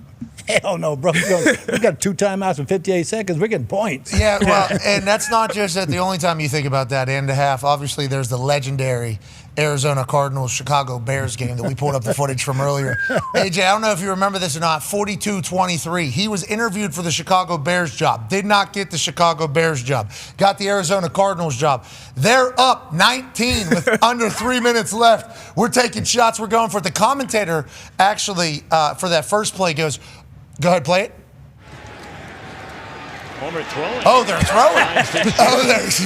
I can't believe that. And then we asked Bruce Arians, actually, one of our first podcasts. You joined us, which we were so thankful for. Obviously, one of the most entertaining people. And we Googled if you said what you said, and the Google AI said, yeah. Week 2 of the 2015 season, Arians Cardinals faced the Bears in Chicago. During an appearance on the Pat McAfee podcast, Arians admitted that his intention was to bury the Bears. That is offensive coach, by the way. Yeah. That is an offensive coach. It's like, are we playing 4 quarters? No, we're up 19. And also, I wasn't the right guy for the job? Okay, that's a fun thing. I appreciate that. I do appreciate that type of mindset and how the offense is different than defense. It ain't over till it's over, baby. There was a couple times punter, obviously, or field goal. So we are dependent upon what decision he is making. There's a couple times I'm watching his brain think out loud, like 4th and a half a yard, but we're backed up on our own 24, and I'm standing right next to him. Like, what are we doing? And then the question is like, we can get a half fucking yard. And then I don't know who he's talking to. And then, yeah, we can get a fucking half yard. Yeah, we're staying out there. And then it's like, yeah, you can. Yeah, you can.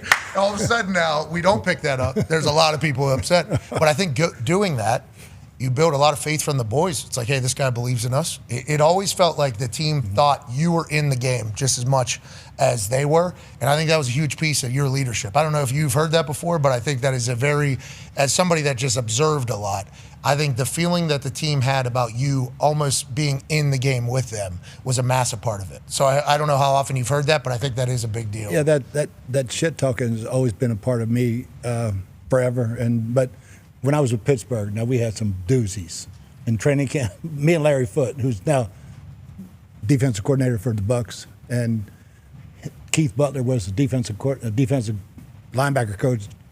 Dick LeBeau was obviously the coordinator, and I'm talking shit, and Butts tried to say something. Larry goes, "Butts, shut up, man! You can't talk shit with BA." Yeah, those practices were live. Oh, baby. They were rough now. They were some good practice. There's a hell of a football team, too. Yeah, you guys had a great team over there in Pittsburgh, and then you get your ass ran out of town. Let's go to Hammer, Dahn, AP Tone. We'll talk about getting run out of town. The sports books are running away with this entire thing. Did last night help the bettors' cause, or did it only pile on for the sports books, brother? It helped a little bit. 54% were on the Vikings. So, plus 4% of the country or whatever got a little bit of boost. But no, overall on the week, the sports books kind of had their way. 12-4 to the unders is something we talked about yesterday. That game last night went over late in the fourth quarter. It looked like an under the whole way, kind of like how the season started with the Eagles and Cowboys. It looked like a over the whole way, finished under. Kind of the opposite last night with that fourth quarter comeback from JJ McCarthy. But on the week, 8 and 8 were dogs and favorites against the spread. So pretty even in that way.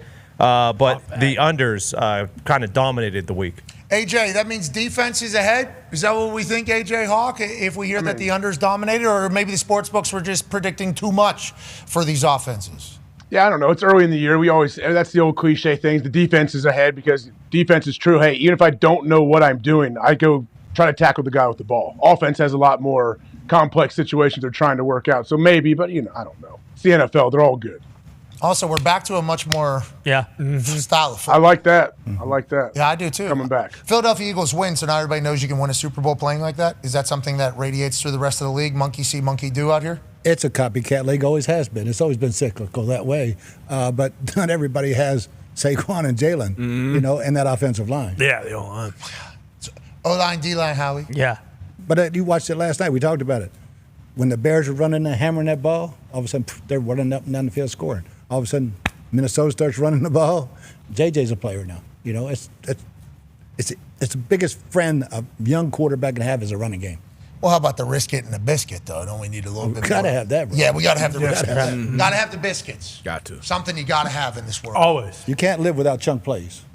You gotta have chunk plays in the league right now. If you don't have 4 or 5 chunks in the game, it's going to be a low-scoring game. Okay, so we actually found the stat that Patrick Mahomes, when he was targeting receivers 20 yards down the field, in his first, 6 years in the league, he was number 1. Yeah, let me see what this is here. Yeah, that's the stat right there. Passing the receivers 20-plus yards downfield. Shout out to YouTube having this graphic. 2018 to 2022, he led the NFL, and then 2023 and 24, last 2 years, he's 33rd out of 34 quarterbacks, so worst in the league. Is that all just because he loses Tyreek, or what do you think it is? I think more than that, all the speed guys have gotten hurt the last couple of years, and they have become more of a ball control passing team. And that's what Andy does so good. He does whatever his players can do. He puts them in position to succeed. Yep. And if I can't protect you, or if I don't have the guys to get down there, why try it? Don't beat your head into the wall. With Spags' defense, too. Being smart, just not turning the ball over, no risky in this entire thing. I think that was a part of the conversation 2 years ago for Patrick, wasn't it, D-Buck? I know for sure last year, 2 years ago, probably so too, but last year they didn't create a bunch of explosive plays, but they were I think one of the best in the league on third down. So critical down. So, yeah, you're not getting those big chunk plays, but you're getting the 3rd and 4s, you're getting the 3rd and 3s, and he's making the right decision or making something happen with his legs. And he's going to run over you, DBs. I hate that. He's going to run over you. You linebackers will get it too. People got real mad about this. Shit happens week 4 and he gets smoked on the sideline. We don't want to see a flag coming out now if 15 is going to be doing that to defenders. But, he shows up in the critical, which Andy Reid is a big part of that too. They show up in the critical situations. Anybody can get it. That's what Patrick Mahomes is saying. Anybody can get it. And they've always been great in the red zone. Yes. Always been great in the red zone. Third down in red area. Yeah, and the team you're talking about was when Spags came on 2 years ago, and he said, this is the first time I've ever coached a unit where every single guy is one of the highest IQ football players that I've ever coached. And that's when they were just kind of pounding the rock with Pacheco early on. And I think Patrick Mahomes had a press conference, too, where he had so much respect for the defense. He was like, I can't be turning the ball over. Yeah. We got to be smart. Sometimes I need to realize that the punt is the best thing that we could possibly do because of how dominant our defense is, because of the 11 players all being on the same page. It's like they figured out different ways to win. But when you talk about those chunk plays and being able to get a little bit of a head start down the field, maybe even flipping field position, it's like the Chiefs have not had a lot of it over the last couple of years. As some coaches would always talk about, the biggest indicator on who's going to win the game. Obviously, after score, field position, turnover differential, and explosive plays. Who's giving up or creating the chunk plays? Yeah, that's shit always. Yeah, explosive Yeah, but plays. I think last year it became explosive plays became the stat of the year. Yeah, it exactly. did. And Yep. even when they do now, it seems like it's off script, and it's like Mahomes is slipping out of a couple sacks, and he has to do something miraculous. It's not just like a play action shot. Our guy beat the other guy. We're gonna get it. It feels like every time they do get a chunk play, like Mahomes needs to pull a rabbit out of his hat. He needs to do something crazy. Like it's very difficult for them to. If they're not just dinking and dunking, move the ball down the field. That's crazy And they haven't had the offensive line they had a couple years ago. The injuries and a couple guys not making it, playing the way they should play. He hasn't had the time he's had when he had earlier. You guys had a pretty good plan. Yeah, I mean, we had a front four. Todd Bowles had an unbelievable game plan for him. And because they whooped the shit out of us earlier in that season.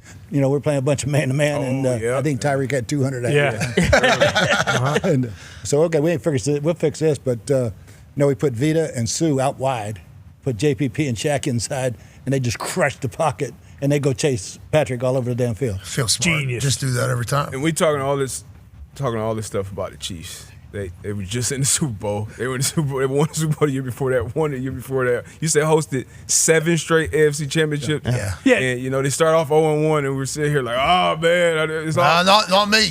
This is you guys. Yeah, the Chiefs. They'll be all right. I think a majority of us realistically think the Chiefs will be okay. But over that time, the Broncos, Chargers, and Raiders have gotten exponentially better. Like the Chargers now with Harbaugh, and I still don't think they're better. Brandon Staley ain't coaching the Chargers anymore. Exactly. Whoa. Well, it's just it's the truth. It's just the truth. What was that, Coach? It's the truth. They're not.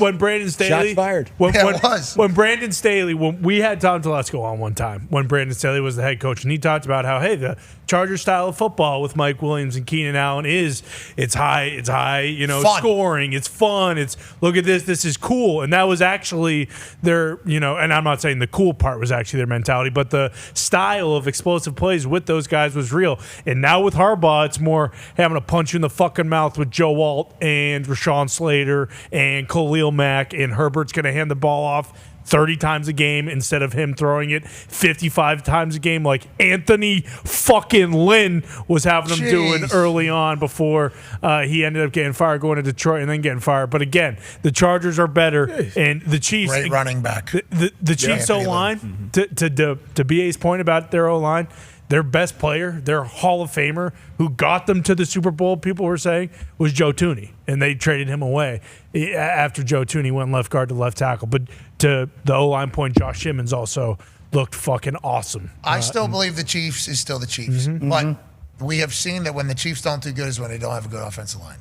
Like that is what we've seen. Always. Like Patrick Mahomes can make his magic, but doesn't matter in the big games. And playing against good teams, like you're gonna be able to win games. That's why all season the Super Bowl. Exactly. And all season we're trying to figure out whether or not our team is real or not. Like the reason why I was so excited about the Colts playing against the Dolphins. Now, praying to God, Dolphins aren't the worst team in the history of football. Sure. Okay, I'm praying to God that isn't the case. But I saw some traits that's like, hey, that could win against a good team. Like that's a play that is going to be needed in a big game. Like you can steal some wins during the season, but then all we're trying to judge is can this team win against another good team, which is all that's going to matter at the end of the season. When you're in the playoffs, you're going to be playing a good team. It's going to be an incredible environment, and you're going to have to do certain shit. You're going to have to be able to hit a 3rd and 11 on the sideline. You're going to have to be able to stop a run. You're going to have to be able to run the ball. You're going to have to be able to do all these things that are so like niche, but in the big games that matter, you have to execute them. So all year we're trying to figure out whether or not our team can do it. I think the Chiefs last year during their season, everybody would say this team doesn't have the firepower. This team doesn't have the ability to go. And they get all the way to the Super Bowl. And then the Philadelphia Eagles exposed basically everything that was being talked about with the Patrick Mahomes, Kansas City Chiefs, and Travis Kelce last year. And it's like it doesn't show up till it shows up is kind of the thing. Are the Chiefs going to be able to be a team that wins again? I believe, because Travis Kelce. But if that offensive line is going to be the same as it was last year, I think we all saw it being a problem at some point. And then in the biggest game, it was. Well, and that's what's crazy is because that's still the watermark. It's like, if everyone thinks that the Bills are the cream of the crop in the AFC, like, for whatever reason, like, the Chiefs are their kryptonite. They can't beat them in the playoffs. And whatever you think about Baltimore, they've had problems with Buffalo. So it's like, let's check back in week 14 because the Chiefs might, have 4 or 5 losses by that point. But until someone beats them in the playoffs, like, they're going to the Super Bowl again. Yeah, Mahomes a gamer. Yeah, but the other thing too, like, especially because the only comparison to Mahomes is Brady, right? Like at this point, people forget about that, or I guess they don't forget about it. It's what they talk about. There's that 12-year lull after the first 3, and Brady got 3, and then it took a long time to get 4. And I'm not saying that's going to happen, but the talent in the AFC is as high as it's ever been. Like, any year it feels like could be one of those teams' years. Chiefs still the Chiefs, BA? If the offensive line stays healthy and their secondary scares me a little bit. They lost some really good corners the last couple of years, and you got to be able to play defense. They got a great kicker. We always forget about that part of the game. But Bucker is a great kicker. Too many guys missed field goals yesterday. They're getting paid way too damn much money. Whoa. Let's not be attacking kickers. I didn't say punt. Early. No, yeah, you're right. We'll attack the kickers. We need more money in the punting department. Exactly. Yeah, amen. But, I think the Chiefs will be there. We all do. Always. If it was like the old gun to head thing. Yeah. Who you picking? It's like, well, I got a chance to pick Patrick Mahomes right now? Yeah. Yep. All right. I fucking guess I will. I will. I ain't betting against him. Yeah. And Josh Allen, too. I mean, fourth quarter showed he's a fucking Terminator as well. And Lamar. And we talked, like, to Ty's point about how, like, those 3 teams with the Ravens, Bills, and Chiefs, like, and then you throw the Bengals in as the only team that can actually beat the Chiefs. All of them. Yeah. Jalen Hurts. Can they make it to the dance? Yeah, playoffs. Yeah, exactly. Yeah, and the Eagles obviously exist on the other side, waiting for them. And it's like, San Francisco 49ers, we have some news out of San Francisco. George Kittle officially on IR, so that's at least 4 weeks with a hamstring. That sucks. That's how his season is starting. We love George Kittle. We are sending our positive vibes over to his healing process and this entire thing. And Brock Purdy, quarterback of the San Francisco 49ers, is questionable with a shoulder and a toe injury. He finished the first week, but obviously showing up on the scouting report or on the injury report. Very fascinating that this is how the Niners season starts yet again. Christian McCaffrey, obviously very involved. We don't think we have to worry about him right now, but whenever you think about these 2 guys, these are 2 pivotal pieces, obviously, to the San Francisco 49ers offense, including the quarterback. Questionable right now. We have no idea what that becomes throughout the week. But this is a tough start for any team. Health is always going to be a concern, though, for every NFL team. That's kind of how it goes. San Francisco has been hit harder, I think, than most teams. Lately. Yeah, I think getting through training camp has always been like, we got to get ready for the season. We got to stay healthy. We got to get ready for the season. We got to stay healthy. Do I play them Yeah, we got to play them some, just to get them ready, for me, to get them in game shape. But you always just hold your fingers that we don't get guys hurt. And I look at the number of guys, it seemed like this year in training camp, more guys got injured than ever. Not in the preseason games. I think all the multiple practices against each other, that's when guys really get after it. And some more injuries have happened this year than before. Yeah, it's fascinating whenever you have the joint practices because they talk about those sessions being more important than the preseason game. Do you agree? Totally. Because you can get them in isolated situations and say, here we go. Yeah, we're getting in a 2-minute drill. We're going to get in the red zone. We're going to have one-on-ones. We're going to have all specialized football. All right, and we have a team period or 2. Nobody cares a shit about. But that 2-minute drill, and it's huge when you're in those practices. And I personally, I'd rather have 3 weeks of practice against somebody than a preseason game. A guaranteed fight? No. But you don't mind it. You don't mind it. You won't be on my team very long. Really? How come? Because it's a penalty, bro. We don't practice penalties. Oh, I love that. Is that your messaging? Oh, yeah. So, but if your guys don't fight, you think it's okay? Yeah. Yeah. Well, BA, I didn't expect that answer from There's other ways to do it. Be a pro. You can do that punt coverage drill. That's gonna be a fight. 2-on-1. That's gonna be a fight. That's where it starts. Yeah. Okay. So you do acknowledge that there is I better something- see their flyer's ass on the ground. Yes, okay, yeah, I got it. Yeah, I understand where you're coming from. Yeah, okay. Yeah, every time we see the joint practices, it's just at some point, inevitably, there's going to be something here because of how exhausted And everyone AJ will tell you, the backs on backers, pass protection. Oh, we're not going to bull rush the bullshit. Yeah, exactly. No bull. No bull rush coming, guys. Okay, first one. We're running our head directly through that running. And then it's a full fight between linebackers and the running backs, and then the D-line sees it, O-line sees it, and here we go. Who's saying no bulls? Is that you guys or the coaches agreeing to that? Coaches usually would try to say, "Hey, we're gonna do it. We're gonna blitz it. Yeah, we're gonna blitz in the A gap. They'll put some bags up, and you can blitz either A gap. Hey, we're not gonna bull it. We're gonna work on our moves. Okay, yeah, that sounds good. And then say the running back stones our first guy in the hole. Like, okay, guys, you know what we're doing. Like, here we go. Head, this is how we actually. And then they tell you that the running backs get mad. Hey, I'll just cut you in the game. Like, cool. I'll take my knee and directly through your forehead. Then if you're gonna try to that's cut what me, but don't cut me here. When I ran the drill, okay, you bull rushing, we're cutting. Yeah. No, I had to worry about any bull rushing because ain't nobody want to get AJ, see, that's wrong though. Yeah. AJ's like, oh, bull rush, that's good news. I actually get to use a knee strike. That's why I wear these knee pads right here. You see this? Nobody's wearing them. Hey, Abdul Hodge, great linebacker from Iowa. I watched him almost. I think the guy might be dead still. This kid that he hit, I don't know who it was. I forget the guy's name. In the A gap, in a one-on-one pass rush with our own team. It was not against another team. Abdul ran through this guy like he wasn't even there, and then jumped and teabagged the big old pop-up bag that's standing in the back as the quarterback and rode it to the ground, and we all jumped on top of him. And this poor kid's laying on the ground dead, and I still don't know what happened to him. Honestly, Hawkeye legend. Just in practice. It was an unbelievable hit. Like, Abdul was a monster. It was great. So that was when you learned violent knee strikes. Look at those knee pads. He's ready for it. Jeez. Look at those knee pads. Those are covering the knee. That thing right there is No, right. Abdul went head to head. No one went low. He tried to take Abdul up high, and that was a mistake. You better take him low. Oh, he ran through. It wasn't a knee to the head. No. The guy was trying to front him up and stonewall him right in the A gap, and Abdul was like, "Okay, I'm going to run through you like you don't even exist." It was wild. That's awesome. Some of those one-on-one reps. Oh, are the worst ones. The worst. Pittsburgh. James Harrison, give me a rookie. He'd call out a rookie running back, and it was scary, man. What? So, jeez. That was a baptism. Is that kind of what that was? Quit right there. Give me that one right there, and it was like, woo, just right through it. Give me that one right there. Can you imagine a rookie fucking Debo coach? You're standing in line. Yeah. You're standing in line. Man, I can't wait for my chance to go. And then Debo points at you. You. My man Ron Haynes would jump in. No, I got you. That's good. And that was Thank that was like Rams going. Yeah. I mean, how about wide out? You see any good one-on-ones? Those were always electrifying. Yeah. Went wide out and corners. yeah, I mean, that was shit. That to me is always the most fun for an offensive coach. Go down and watch that, And but what's best back in the day when we had 3-on-3. What's that? 3-on-3 is like 3 offensive linemen, 3 defensive linemen, and a running back. And put the wideouts against the DBs and make them block. So remember 5 a.m., 3 hours. Yeah. Just thinking of this shit. Just thinking up of this stuff. Man, every once in a while, you just got to make them get a little bit more physical. We need these guys to be a little bit more physical in there. Oklahoma drills. Those, how long was that like a staple?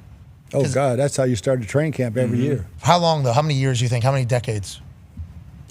Since I can remember. Because it stopped, right? They've ended it now. And 3-on-3 was kind of like the bigger Oklahoma drill. Yeah. You know what I mean? We had the West Virginia, we did the running back with the ball. Then you had the O-line. Then you had tight end linebacker. Then you had wide receiver.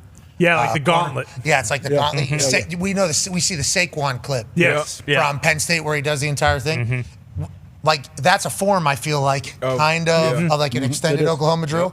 It feels like that is the basis of basically what drills always were the Oklahoma drills. Is that accurate? Yeah, it's all about toughness. There was no and nowhere to hide, baby. Fair dodging. You're not ducking any smoke in those drills. Was it bull in the ring? You used to get bullied at, AJ? Oh, don't bring that up. You used to get bullied at. No, I did bull in the ring early on in my my high school career, I believe. But yeah, that's especially if you don't know where they're coming from. They call them out, and you're in the middle, you're chopping your feet. Okay, where the guy's coming from over here, and you got to turn and try not to get knocked out. Yeah, that was a character builder, I would say. Here's the Saquon clip. I believe we found it here. Oh, this is amazing. Yeah, this is 3-on-3, I guess, here. Yeah. That's 3-on-3, yeah. Nope. Nope. See ya. It's crazy. What a moment. He was pretty good, Saquon. Yeah. He was pretty good at football up there in Happy Valley.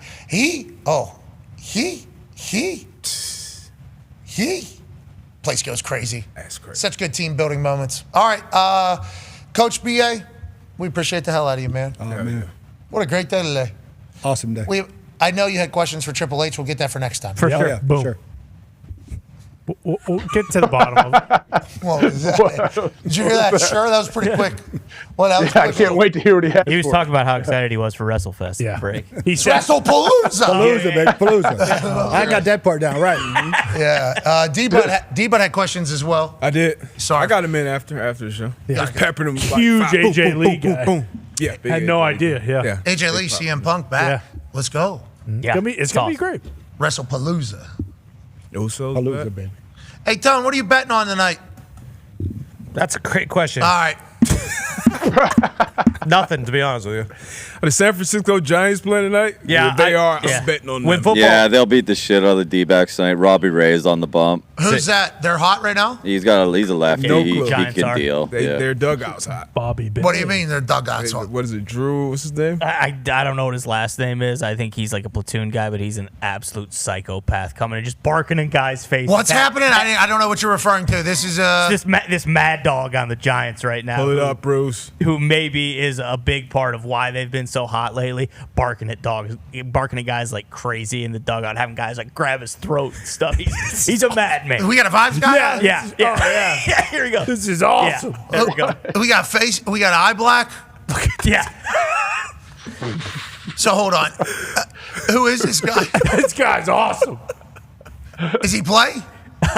Drew Gilbert. I think he plays a bit. I don't know if he's an everyday guy, but what position would this guy be? What is the size, the trait, the build? What do we think? I need to be what he's on. Yes, yeah. It's every day, brother. He's high on He's an life. outfielder. I don't think Yeah, I can play golf. he's I don't an think I can play outfielder. golf on that shit he's on. Right? That guy's a corner outfielder, and it's a long season, and they might not make the playoffs. They need some juice. Hey, go fucking bark like a dog and let that guy grab your throat as hard as he can. Is that the coach right there? No, just the guy that he was biting his shoulder right there. Is that the coach of the team? It's not their manager. It's probably when he's biting the guy. Will you pause? He's biting his shoulder here, right there. Right, yeah, pause that one. So he's biting that guy's shirt. Yeah. Is that the coach? No, that's not their manager. That's probably a coach amazing. though. Bench coach of some sort. BA, anybody ever come up and bite the shit out of you? No, hell no. And we need those dogs on the team. Though. Yeah, that's unbelievable. Yeah, Drew Gilbert maybe needs to come over to football a little bit. He seems to be quite. His physicality levels are high. He might get signed after the World Series just to be a part of a team. So he's getting choked out. I don't think they have drug testing in Major League Baseball. He ain't passing, bro. That's who he naturally is. Yeah. That's Drew Gilbert football. I love that guy. Dog in college. I know who the Red Sox He did. did in college? Yeah, not that much, but I remember him the epic backflip for the Volunteers. Really? Oh yeah. This guy's a Tennessee Volunteer? Yeah. We need him on game day. He needs to be barking on game day. Doing more than flipping bats. He I needs bet. to be yeah, probably. What do you do with the bat? What do you do? He put it in the crowd? We probably got the clip. But just Bruce? Hey, Bruce, why don't you pod that up, Bruce? Bruce, please, a little bit of a search. This is him with the bat number 1. Oh, my God. Oh, yeah. I remember this guy. That? Yeah. Yep. That bat's going to hit somebody. Jacked. Didn't they eject him after this? Probably. I think they ejected him. No after fun, yeah. Can't do that.